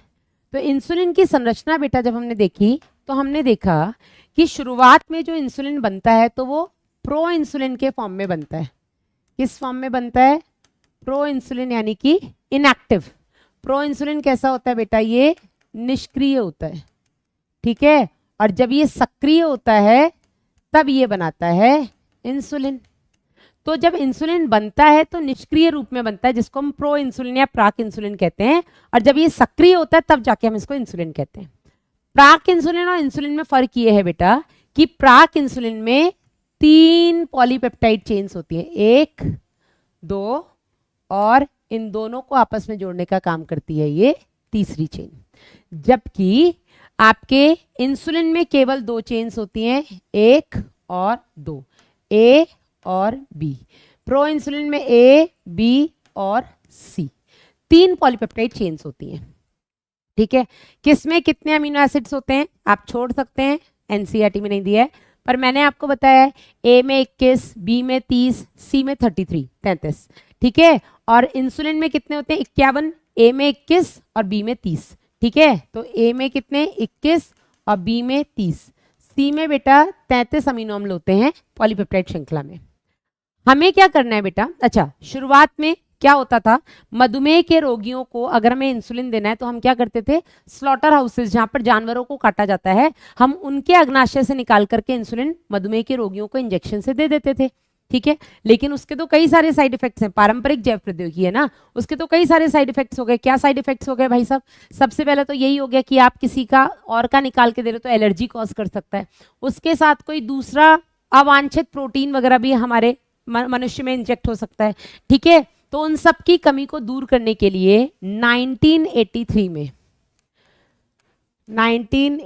में एली लिली नाम की एक कंपनी आई बेटा, जिसने बनाया जेनेटिकली मॉडिफाइड इंसुलिन, जिसको बेटा हम ह्यूमुलिन कहते हैं। क्या कहते हैं, ये जो आपका जेनेटिकली मॉडिफाइड यानी कि बायोटेक्नोलॉजी की मदद से जो इंसुलिन बनाया गया, इसको हम बोलते हैं ह्यूमुलिन, आर्टिफिशियल इंसुलिन, ठीक है। अब ये जो बेटा आपका आर्टिफिशियल इंसुलिन है कैसे बनाया गया, ई कोलाई की मदद से। इसमें क्या किया गया, हमने एक प्लाज्मिड लिया, ठीक है, एक प्लाज्मिड लिया, दूसरा प्लाज्मिड लिया, ठीक है। इन दोनों के अंदर बेटा हमने ए और बी पॉलीपेप्टाइड चेन बनाने वाले जीन को ऐड कर दिया, ठीक है। तो ये आपका जीन ए, सॉरी ये आपका जीन बी, ये आपका जीन ए। जीन ए जो कि ए पॉलीपेप्टाइड श्रृंखला बनाएगा, जीन बी जो कि बी पॉलीपेप्टाइड श्रृंखला बनाएगा। इन दोनों जीन्स को हमने निकाल करके एक एक प्लाज्मिड से जोड़ा, और इन प्लाज्मिड को बेटा हमने इंसर्ट कर दिया ई कोलाई के अंदर। इसको हमने बोल दिया ई कोलाई ए, दूसरे को हमने बोल दिया ई कोलाई बी, ठीक है। इन ई कोलाई के अंदर बेटा हमने इन दोनों प्लाज्मिड ए और बी, ये दोनों रिकॉम्बिनेंट डीएनए बन गए ना, ये आर डीएनए बन गया ए, ये आर डीएनए बन गया बी। हमने इन दोनों को इंसर्ट किया ई कोलाई के अंदर, तो ई कोलाई ए के अंदर, ई कोलाई बी के अंदर हमने ये दोनों रिकॉम्बिनेंट डीएनए डाले, और इन दोनों रिकॉम्बिनेंट डीएनए से बने रिकॉम्बिनेंट प्रोटीन, ठीक है। तो यहाँ पर बेटा हमें मिला आपका पॉलीपेप्टाइड ए, और ई कोलाई बी से हमें मिला बेटा पॉलीपेप्टाइड बी, ठीक है। यहाँ पर हमें मिली बी चेन, और इन दोनों को बेटा हमने आपस में डाइसल्फाइड बंध से जोड़ दिया। किससे जोड़ा, डाइसल्फाइड बंध से। तो इन दोनों को हमने आपस में कैसे जोड़ दिया, डाइसल्फाइड बंध से। डाइसल्फाइड बंध भी कितने हैं, तो पहला डाइसल्फाइड बंध, दूसरा डाइसल्फाइड बंध, और तीसरा डाइसल्फाइड बंध, ठीक है। तो हमने ए और बी चेन को 2 डाइसल्फाइड बॉन्ड से जोड़ दिया, और ये मिल गया बेटा हमें आर्टिफिशियल इंसुलिन ह्यूमुलिन। 1983 में एली लिली नाम की कंपनी ने सबसे पहले इंसुलिन बनाया, या आर्टिफिशियल इंसुलिन बनाया, जिसको ह्यूमुलिन बोलते हैं। अब ये जो आर्टिफिशियल इंसुलिन बनता है, नीट 2022 में यहाँ से भी क्वेश्चन है। सबसे पहली बात तो इसमें सी चेन नहीं बनती, दूसरी चीज इससे किसी को एलर्जी नहीं हो सकती, तीसरी चीज बेटा, जो ए और बी चेन दोनों अलग अलग इकोलाई में बनी है, उनको हमने डाइसल्फाइड बंध से आपस में जोड़ दिया, हमें मिल गया ह्यूमुलिन। Done done. तो एक हो गया बेटा आनुवांशिकता निर्मित इंसुलिन। दूसरा चिकित्सा के क्षेत्र में जो बेटा इसका इस्तेमाल है जैव प्रौद्योगिकी का, वो है जीन चिकित्सा, जिसको हम बोलते हैं बेटा जीन थेरेपी। क्या बोलते हैं हम? Gene therapy. जीन थेरेपी का मतलब क्या है? अगर किसी व्यक्ति में या किसी शिशु में कोई जीन खराब है, वो काम नहीं कर रहा, या कोई जीन गायब है ही नहीं, तो उस खराब या अनुपस्थित जीन की जगह पर सही जीन को लगाना है इस जीन थेरेपी। ठीक है, तो किसी खराब या लोप जीन के स्थान पर सही जीन का निवेश, ये होता है बेटा आपका जीन थेरेपी, जीन चिकित्सा। जीन चिकित्सा बेटा सबसे पहले 1990 में 4 वर्षीय एक बच्ची थी, उसमें बेटा सबसे पहले जीन चिकित्सा किया गया। क्या दिक्कत थी इस बच्ची के अंदर बेटा? तो इस बच्ची में बेटा एडीए का फुल फॉर्म नीट में पूछा जा चुका है, स्टार है बना रही हूँ यहाँ पे, एडिनोसिन डी एमिनेज नाम का एंजाइम नहीं बन रहा था। ठीक है, एडिनोसिन डी एमिनेज एंजाइम नहीं बन रहा था। एंजाइम क्या है? प्रोटीन है। मतलब इस बच्ची में एडिनोसिन डी एमिनेज एंजाइम बनाने वाला जीन अनुपस्थित था। एंजाइम बनाने वाला जीन जो था वो काम नहीं कर रहा था। ये एडिनोसिन डीएमिनेज कहाँ पर बनता है बेटा? तो ये एडिनोसिन डीएमिनेज बनता है आपके लसिकाणुओं में। लसिकाणु यानी कि लिम्फोसाइट्स में। और लसिकाणुओं का आपको पता ही है, कल ही हमने पढ़ा है कहाँ रोल होता है आपके प्रतिरक्षा तंत्र में। तो जिसकी वजह से बेटा एडीए की कमी से, एडीए की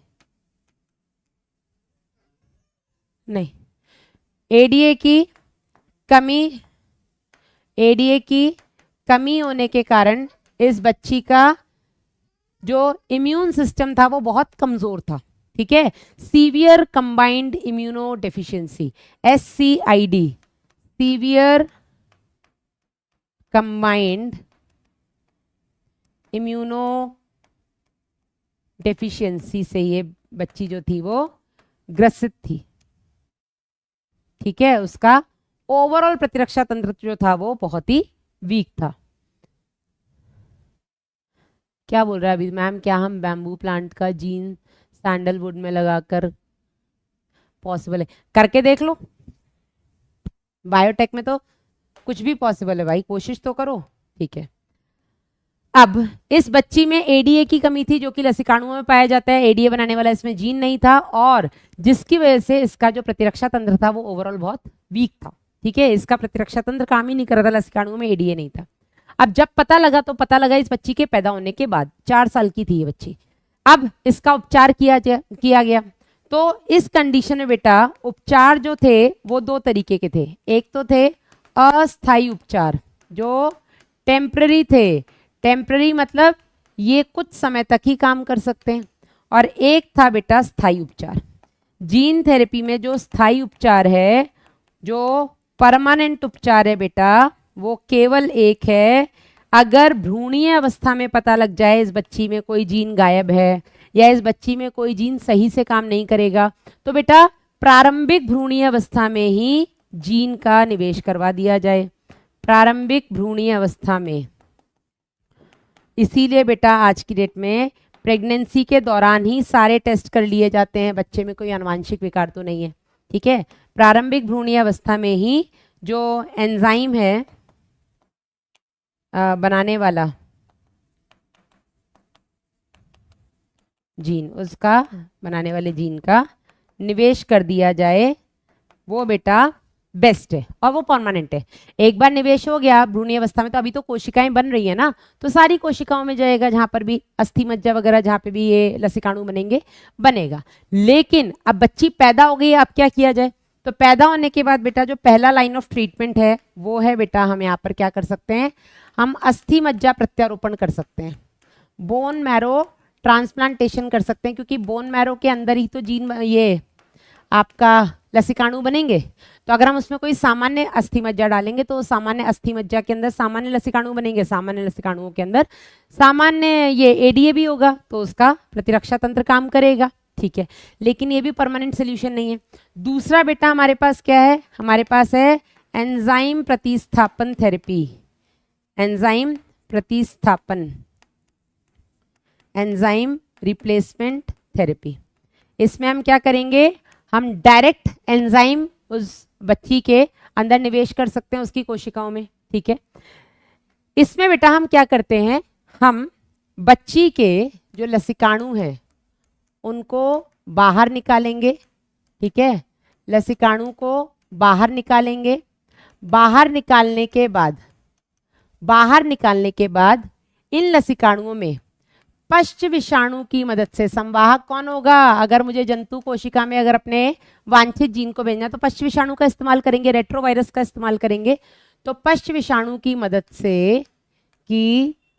से सामान्य जीन जो है अपना, ठीक है, सामान्य जीन को लसिकाणुओं में निवेश कराएंगे,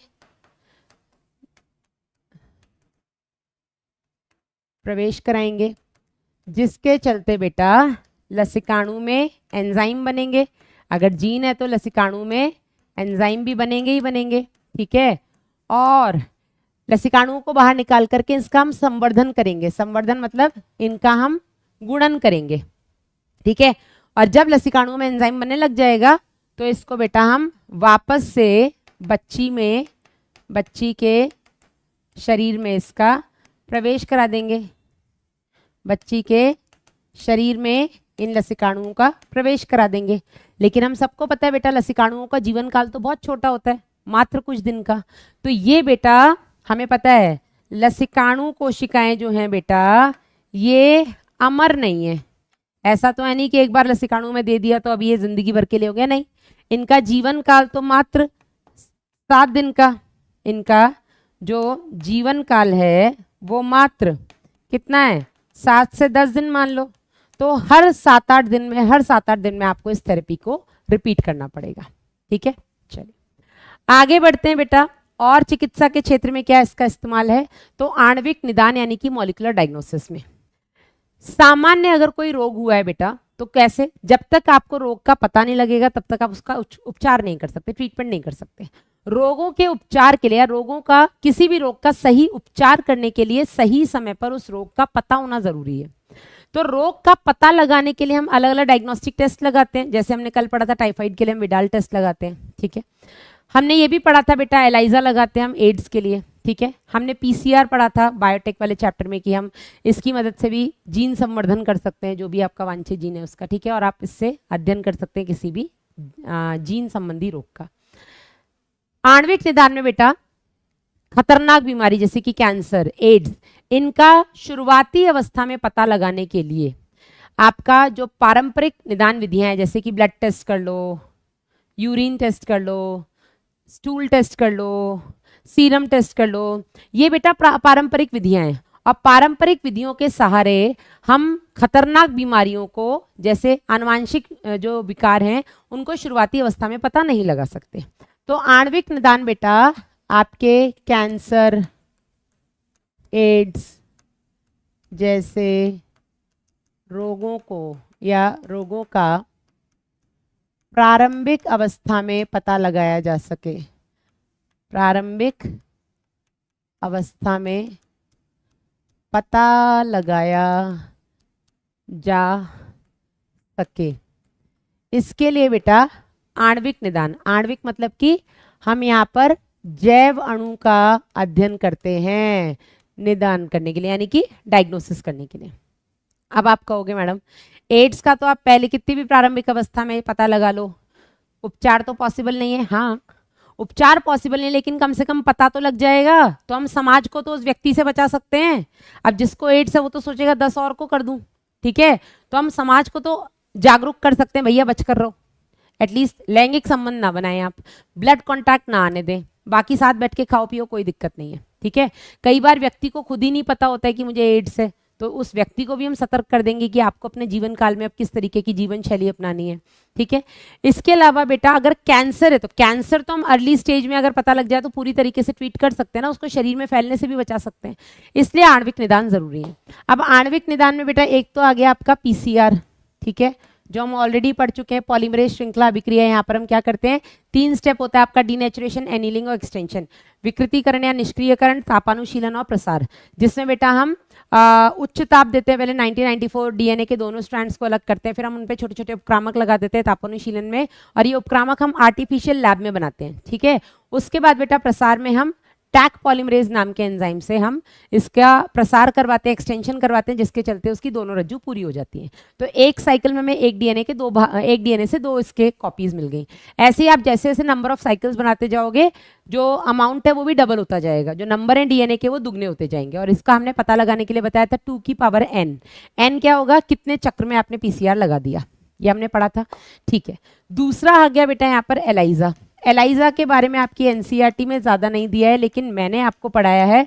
सबसे पहले तो बेटा आपको एलाइजा का फुल फॉर्म पता होना चाहिए, एंजाइम लिंक्ड इम्यूनोसॉर्बेंट एसे, ठीक है, एंजाइम लिंक्ड इम्यूनोसॉर्बेंट एसे। और इस एंजाइम लिंक्ड इम्यूनोसॉर्बेंट एसे में ये निदान किस पर आधारित होता है बेटा, तो ये प्रतिजन प्रतिरक्षी अभिक्रिया पर आधारित होता है।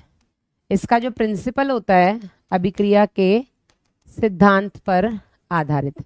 एलाइजा का जो प्रिंसिपल होता है वो बेटा एंटीजन एंटीबॉडी रिएक्शन होता है, ठीक है।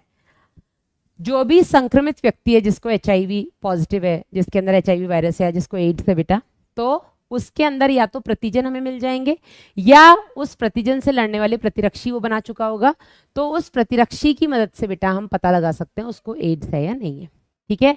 और इसका मैंने आपको डिटेल मैकेनिज्म पढ़ाया हुआ है लेक्चर में। एनसीईआरटी में इतना नहीं दिया है, कैसे वो पॉलीस्टाइरीन प्लेट लेते हैं, उसमें एंटीजन डालते हैं, फिर पेशेंट का सीरम डालते हैं, एंटीबॉडी होगा तो जुड़ जाएगा, फिर एंजाइम डालते हैं alkaline phosphatase, antigen antibody enzyme complex बनेंगे और यूवी रेस से एक्सपोज करेंगे तो कलर्ड कॉम्प्लेक्सेस दिखेंगे मतलब पेशेंट पॉजिटिव है, नहीं दिख रहे मतलब निगेटिव है, ठीक है। लक्ष्य बैच का ओरिएंटेशन बेटा अभी अगले हफ्ते तक आपको सब कुछ लक्ष्य बैच के बारे में पता लग जाएगा। इतना सब्र किया, 1 हफ्ते और कर लो। इस बार तो इंग्लिश मीडियम के बैच भी 15-15 दिन डिले हो गए हैं भाई, है ना। तो 15 दिन इंग्लिश मीडियम का बैच डिले है और हिंदी मीडियम का तो जो डेट दी गई थी उसी के आसपास चल रहा है। तो अब आप 1 हफ्ते का, अभी तक आपने पूरा महीना ऑलमोस्ट सब्र कर लिया है, 1 हफ्ते और सब्र कर लो, आपको सब पता लग जाएगा। लक्ष्य हिंदी की फैकल्टीज 2026 की और अर्जुना हिंदी की फैकल्टीज 2026 की। अभी तो हमें भी नहीं पता लगा है, बट 1 हफ्ते के अंदर चीजें बिल्कुल क्लियर हो जाएंगी, आपके सामने भी हमारे सामने भी। सो बी पेशेंट। यस, आगे बढ़ते हैं बेटा। और हम यहाँ पे रेडियोग्राफी का इस्तेमाल करते हैं। हम यहाँ पे रेडियो एक्टिव, क्या बोलते हैं इसको, विकिरण सक्रिय, रेडियो एक्टिव, जो अपने क्या बोलते हैं इनको यार, रेडियो एक्टिव मॉलिक्यूल्स, विकिरण सक्रिय अणु, विकिरण सक्रिय अणुओं की मदद से भी बेटा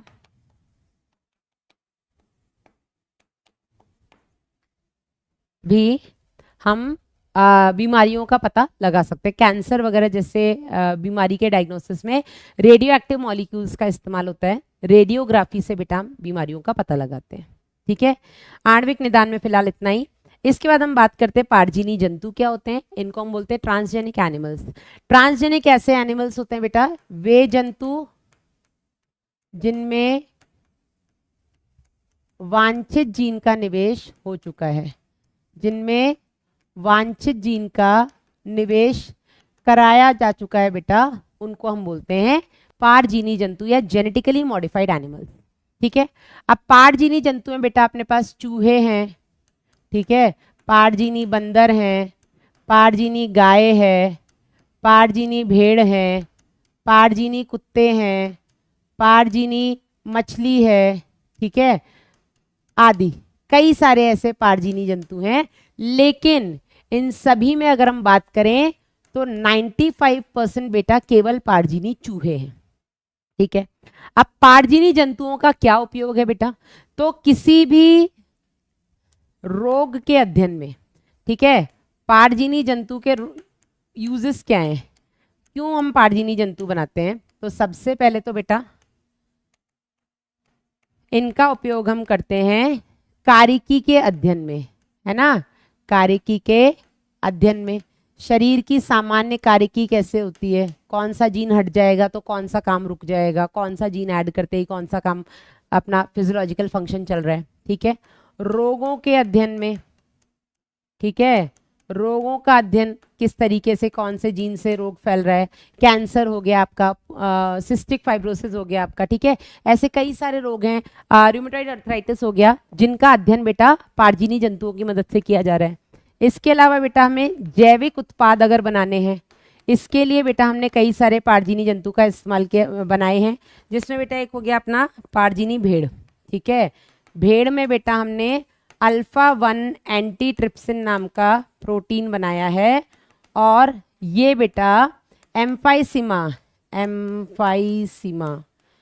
जिसको हम बोलते हैं वातस्फीति, ठीक है, वातस्फीति जो हमने पढ़ा था श्वसन में, है ना, बहुत लंबे समय तक जो लोग सिगरेट स्मोकिंग करते हैं उनमें बेटा एम्फाइसीमा होने के चांसेस हैं, तो उसके उपचार के लिए हम अल्फा 1 एंटीट्रिप्सिन प्रोटीन का इस्तेमाल कर सकते हैं, और अल्फा 1 एंटीट्रिप्सिन प्रोटीन बनाने वाला जीन हमने भेड़ों में डाल दिया है, ठीक है, तो वो पारजीनी भेड़ें हो गई जिनसे हमें अल्फा 1 एंटीट्रिप्सिन मिल रहा है। दूसरा बेटा हमने 1997 में, एनसीईआरटी में डेटा गलत दिया है, 1977 लिखा हुआ है, 1997 में बेटा रोजी गाय बनाई है, ये भी बेटा एक पारजीनी गाय है, और इसके अंदर जो हमने प्रोटीन बनवाया है वो है आपका अल्फा लैक्ट एल्ब्यूमिन, ठीक है, और ये 2.4 ग्राम प्रोटीन बनता है प्रति लीटर दूध में, ठीक है, और इस गाय के दूध की जो पोषक गुणवत्ता है वो सामान्य गाय के दूध से कहीं ज्यादा है, ठीक है यार।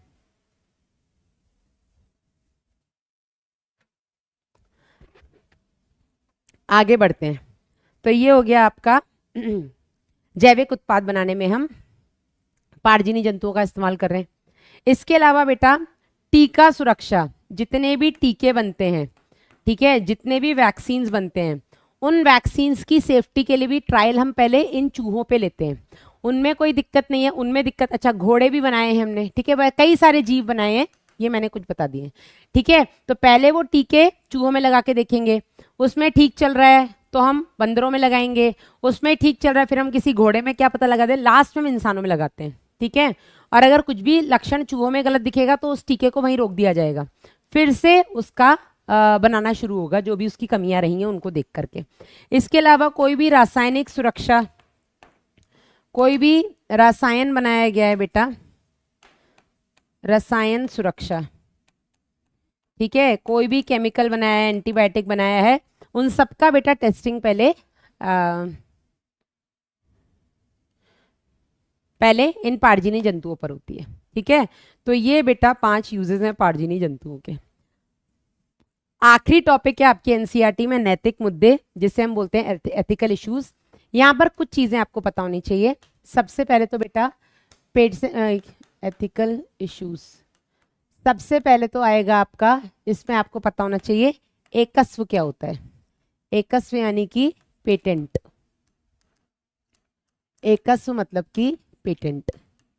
एकस्व मतलब होता है वो व्यक्ति या कोई संस्थान जिसने किसी जैव उत्पाद की खोज की हो या किसी जैव उत्पाद के उपयोग की खोज की हो, उस व्यक्ति को या उस संस्थान को उसका वो जो भी उसने खोज की उस खोज का एकस्व देना, उसका मालिक बनाना, उसका अधिकार देना, इसको बेटा हम बोलते हैं पेटेंट, एकस्व, ठीक है। किसी व्यक्ति या संस्थान को किसी जैव उत्पाद के खोज करने के लिए उस जैव उत्पाद का या उस जैव उत्पाद पर अधिकार देना कि ठीक है इस पर आपका अधिकार है क्योंकि आपने इसको खोजा है। इसको हम बोलते हैं एकत्व देना, यानी कि पेटेंट देना।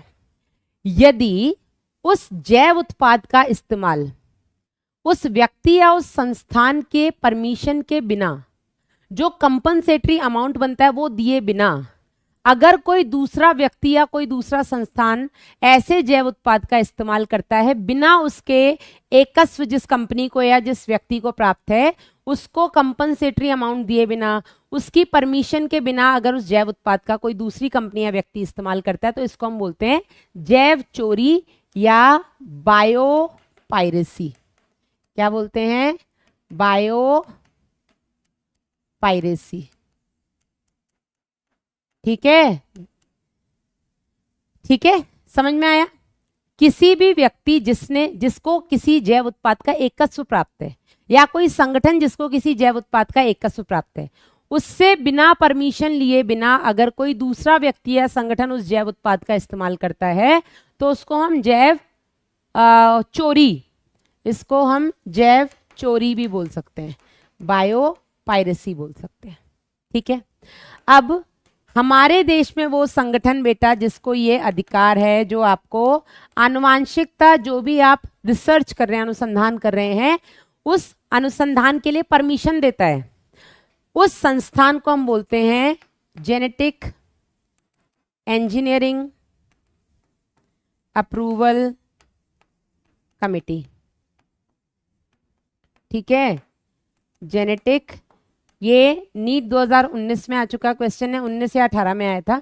जेनेटिक इंजीनियरिंग अप्रूवल कमेटी एक ऐसा संस्थान है बेटा, एक ऐसी कमेटी है जो आनुवांशिकता जितने भी अनुसंधान होने वाले हैं उसके लिए किसी भी व्यक्ति या किसी भी संस्थान को परमिशन देखता है, ये देखने के बाद कि इससे बनने वाला उत्पाद कोई जीव के लिए बहुत ज्यादा घातक तो नहीं हो जाएगा। ठीक है ना, अगर वो घातक है इसका पहले ही अंदाजा इनको लग गया तो बेटा उसकी परमिशन नहीं मिलेगी।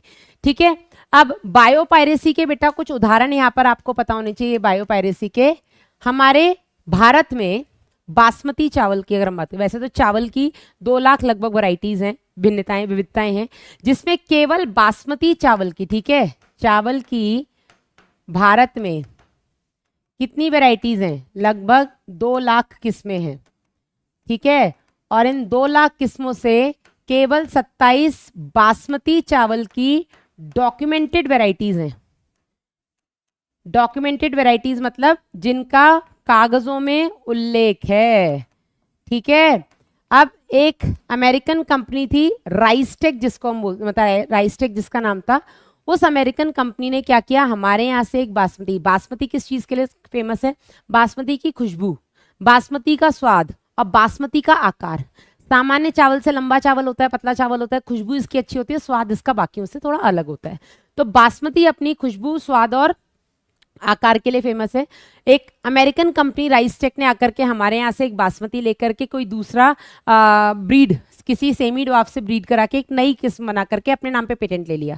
तो कहीं ना कहीं उसने हमारा बासमती इस्तेमाल किया हमसे बिना परमिशन लिए, और उसने उसका संकरण करा के एक नया सेमी ड्वार्फ से संकरण करा के एक नई वैरायटी बना दी, उसका उसने एकस्व ले लिया। तो पहले हमने जो एकस्व लिया है हमसे तो अधिकार लेता, तो उसने जैव चोरी की। ना केवल चावल बेटा, चावल के अलावा तुलसी, नीम, हल्दी, कितनी सारी ऐसी चीजें हैं जो बेटा हमारे ग्रंथों में लिखी हुई हैं, हमारे भारत के इतिहास में जिनका जिक्र है बेटा। ऐसी कई सारी वस्तुओं का इस्तेमाल जो विकसित देश है उन्होंने किया, अपने नाम पे एकस्व लेने की उन्होंने कोशिश की और लिया भी कईयों ने, फिर केस वेस करके बेटा हमने उनसे वो एकस्व छीना कि भाई हमारा है। ठीक है, so this is all about अपना ऐसे इंडियन पेटेंट बिल है। ठीक है, जिसमें अभी रिसेंटली अमेंडमेंट हुए हैं जो कि पेटेंट आपके एकस्व लेने के क्या क्या पहलू होते हैं उस पर बेटा वो काम करती है। जैव चोरी जैसे मुद्दों को बेटा वो सॉल्व करती है। तो ये आपके नैतिक मुद्दों में आ गए, इसके अलावा यहाँ पे और कुछ भी जरूरी नहीं है। बात करते हैं PYQs की, तो 10 PYQs लेकर के आई हूँ। पहला क्वेश्चन आपकी स्क्रीन के ऊपर ये रहा। टाइम कितना हो रहा है? तो 1.5 घंटे से पहले अपना ये चैप्टर खत्म हो चुका है। इस क्वेश्चन का आंसर करिए जल्दी से।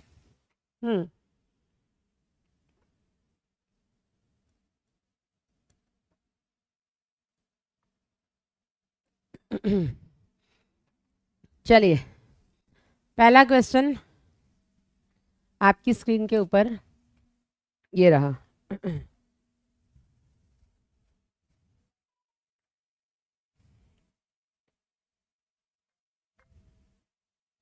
हाँ जी, जैव तकनीक के क्षेत्र में आरएनए इंटरफेरेंस का उपयोग किस उद्देश्य के लिए होता है? हाँ जी, किस उद्देश्य के लिए होता है? अजैव प्रतिबल के प्रति अधिक अधिक सहिष्णु, ये तो बेटा जेनेटिकली मॉडिफाइड क्रॉप्स के फायदे हैं, है ना। सूत्रकृमि के विरुद्ध पीड़क प्रतिरोधी पौधा तैयार करना, तंबाकू। सूत्रकृमि इज राउंडवर्म, ठीक है, एस्केलमेंथस नेमेटोड। चलिए, पौधों द्वारा खनिज उपयोग को बढ़ाने के लिए ये भी बेटा जेनेटिकली मॉडिफाइड क्रॉप का ही फायदा है, लेकिन आरएनए इंटरफेरेंस का इसमें कोई इस्तेमाल नहीं है। हाँ, आरएनए इंटरफेरेंस टेक्निक से ही बेटा हमने फ्लेवर्ड सेवर टमाटर बनाया है, ठीक है। फ्लेवर्ड सेवर टमाटर जो है बेटा, इसमें भी हमने आरएनए इंटरफेरेंस का उपयोग करके ही वो जो एंजाइम था आपका बीटा पॉलीगैलेक्ट्रॉनेज, जो कि उसकी टमाटर की कोशिका भित्ति को जल्दी गला रहा था, उसको भी बेटा हमने आरएनए इंटरफेरेंस से ही रोका है। एंजाइम नहीं बनेगा तो कहीं ना कहीं वो जल्दी गलेगा नहीं, ठीक है। पैदावार के उपरांत होने वाले हानि को कम करने के लिए उत्तर हो गया 2। अगला क्वेश्चन बेटा मिलान कीजिए, सिंपल क्वेश्चन है ये तो। हाँ जी, इसी बात पे कर दो मिलान भाई साहब।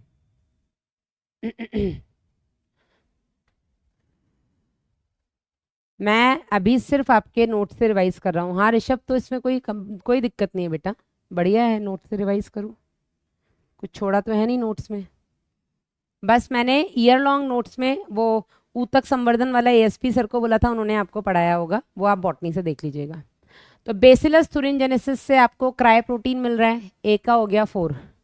लो भैया, एक से ही आ गया आपका आंसर। थर्मस एक्वेटिकस से हमें डीएनए पॉलीमरेज मिल रहा है, टैक पॉलीमरेज जिसको हम बोलते हैं, तो बी का हो गया आपका 3, ठीक है। एग्रोबैक्टीरियम ट्यूमेफेशियन, प्रथम आरएनए अणु का निर्माण साल्मोनेला टाइफीम्यूरियम की मदद से हुआ था, तो डी का हो गया आपका 2। और एग्रोबैक्टीरियम ट्यूमेफेशियन एक तरीके का क्लोनिंग वेक्टर है, सी का 1, ठीक है। क्वेश्चन नंबर 3 आपकी स्क्रीन के ऊपर, बीटी कपास की किस्म जो बेसिलस thuringiensis के विष जीन को समाविष्ट करके बनाई गई है, वो किसके लिए प्रतिरोधी है?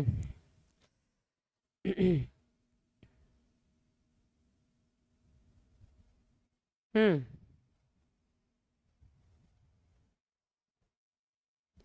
किसके लिए प्रतिरोधी है बेटा बीटी कपास जो है वो? कीट पीड़क के लिए, वो कीड़े जो फसलों को नुकसान पहुंचा रहे हैं। कवकीय रोगों में, फंगल डिजीजेस में नहीं है, नेमेटोड्स में नहीं है, सूत्रकृमि में, परभक्षी में नहीं है, ठीक है ना। पीड़कों के लिए आंसर हो जाएगा इसका 1।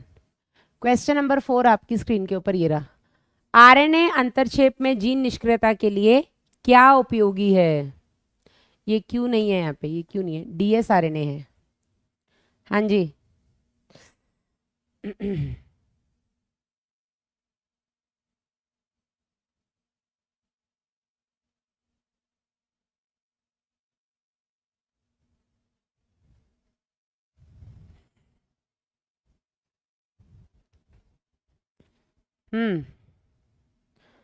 फोर्थ का, तो यहाँ पर बेटा हमने डबल स्ट्रैंडेड आरएनए का इस्तेमाल किया है ना। ये डबल स्ट्रैंडेड आरएनए ही तो जाकर के जब आपका डीएनए से सूत्रक्रमी का जो होगा बेटा, ये डीएनए से एमआरएनए बनेगा जो कि सिंगल स्ट्रैंडेड होगा, तो यही तो बेटा दूसरा रज्जू आकर के इससे जुड़ जाएगा और इससे ट्रांसलेशन रोक देगा, ठीक है। जो ट्रांसलेशन होना होगा उसको रोक देगा, ट्रांसलेशन नहीं होगा, ठीक है ना। तो यहाँ पे डबल स्ट्रैंडेड आरएनए का इस्तेमाल होता है, सिंगल स्ट्रैंडेड डीएनए का नहीं होता है, सिंगल स्ट्रैंडेड आरएनए का नहीं होता है, ठीक है। नेक्स्ट क्वेश्चन नंबर 5 आपकी स्क्रीन के ऊपर, पादपों में टीडीएनए के प्रवेश से क्या होता है? टीडीएनए पता है ना, ट्यूमर डीएनए, वो जो आपका ट्यूमर इंड्यूसिंग है। हाँ जी, क्या होता है इसके प्रवेश से?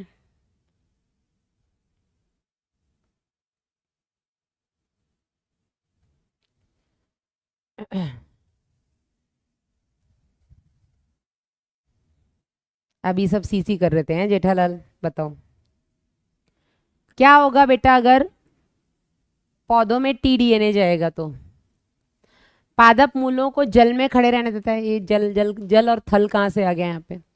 पादपों में एग्रोबैक्टीरियम ट्यूमिफिकेशन द्वारा संक्रमण होता है, बिल्कुल सही है, ठीक है। और कौन से पादपों में होता है ये भी आपको पता होना चाहिए। कई द्विबीजपत्री पादपों में, कई सारे द्विबीजपत्री डाइकॉट प्लांट्स में, ठीक है ना। सभी डाइकॉट प्लांट्स में नहीं, मैं उस दिन भी बताया था, आज फिर बता रही हूँ। एग्रोबैक्टीरियम ट्यूमिफिकेशन का जो टीआई प्लाज्मिड है ये सभी द्विबीजपत्री पादपों को संक्रमित नहीं करता है, लेकिन ये कई सारे most of the dicot plants को अफेक्ट कर सकता है, बिल्कुल सही है। मृदा के पीएच में बदलाव आता है, पादप में ताप प्रघात होता है, नहीं।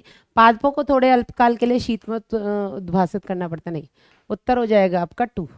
क्वेश्चन नंबर 6 आपकी स्क्रीन के ऊपर, मैच दी फॉलोइंग है। इससे ज्यादा सिंपल कुछ नहीं हो सकता भाई।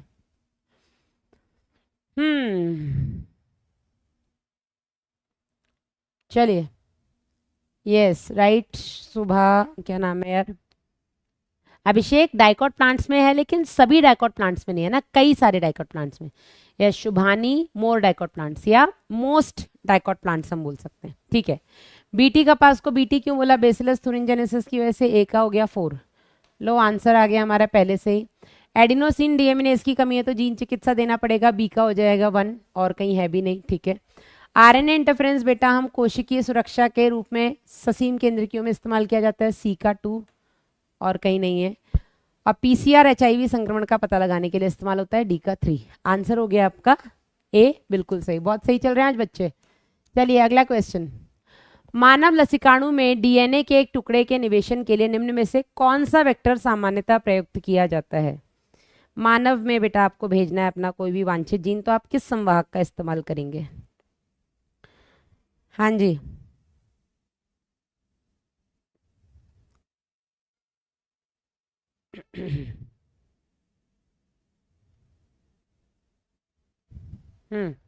ए सीधी बात है मैडम, रेट्रोवायरस का।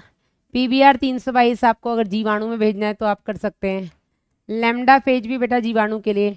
टीआई प्लाज्मिड बेटा आप पादपों के लिए इस्तेमाल करेंगे, मानव के लिए रेट्रोवायरस, ठीक है। क्वेश्चन नंबर 8 बेटा आपकी स्क्रीन के ऊपर।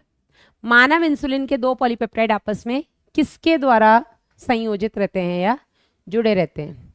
तो इंसुलिन की जो दोनों पॉलीपेप्टाइड्स हैं, ए और बी चेन, वो आपस में किससे जुड़ी होती हैं?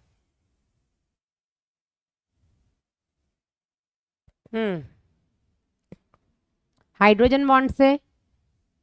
सब दे आज आज बढ़िया चल रहे हो तुम्हारा, मतलब सबका ये चैप्टर हो चुका है। हाँ 8th का डी, हाइड्रोजन नहीं है, फॉस्फोडाइस्टर नहीं है। सह संयोजी is coordination bonds, right, disulphide bond. चलिए क्वेश्चन नंबर 9 आपकी स्क्रीन पे। एक विदेशी कंपनी द्वारा चावल की एक नई किस्म को पेटेंट किया गया था, हालांकि ऐसी किस्में भारत में लंबे समय से विद्यमान है। यह किससे संबंधित है? किसके बारे में बात हो रही है बेटा?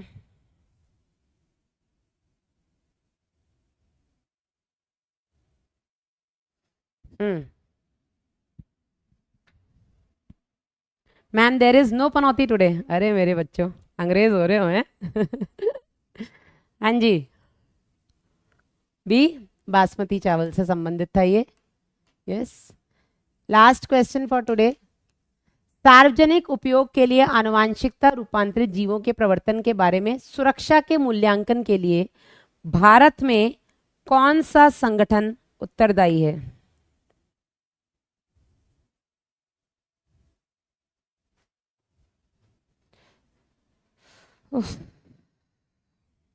नो पनौती टुडे। हाँ, वो कैम्बो खुश हुआ।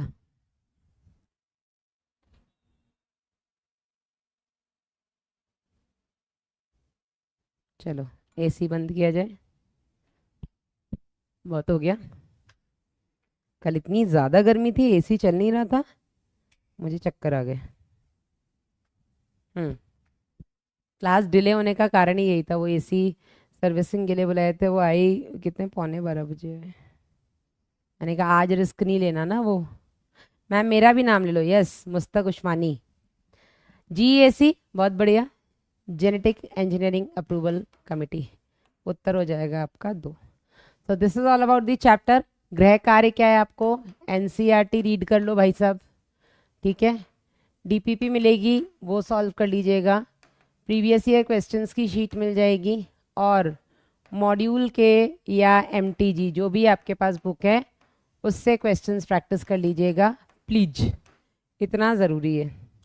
बाकी अपना ध्यान रखिएगा, मिलेंगे नेक्स्ट लेक्चर में एवोल्यूशन के साथ। Till then bye bye,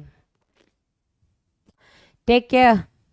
yes thank you. 9 on 10 Ankit, हाँ 10 on 10 right, it's Sharma ji. चलिए 7 करोड़ जीत गए।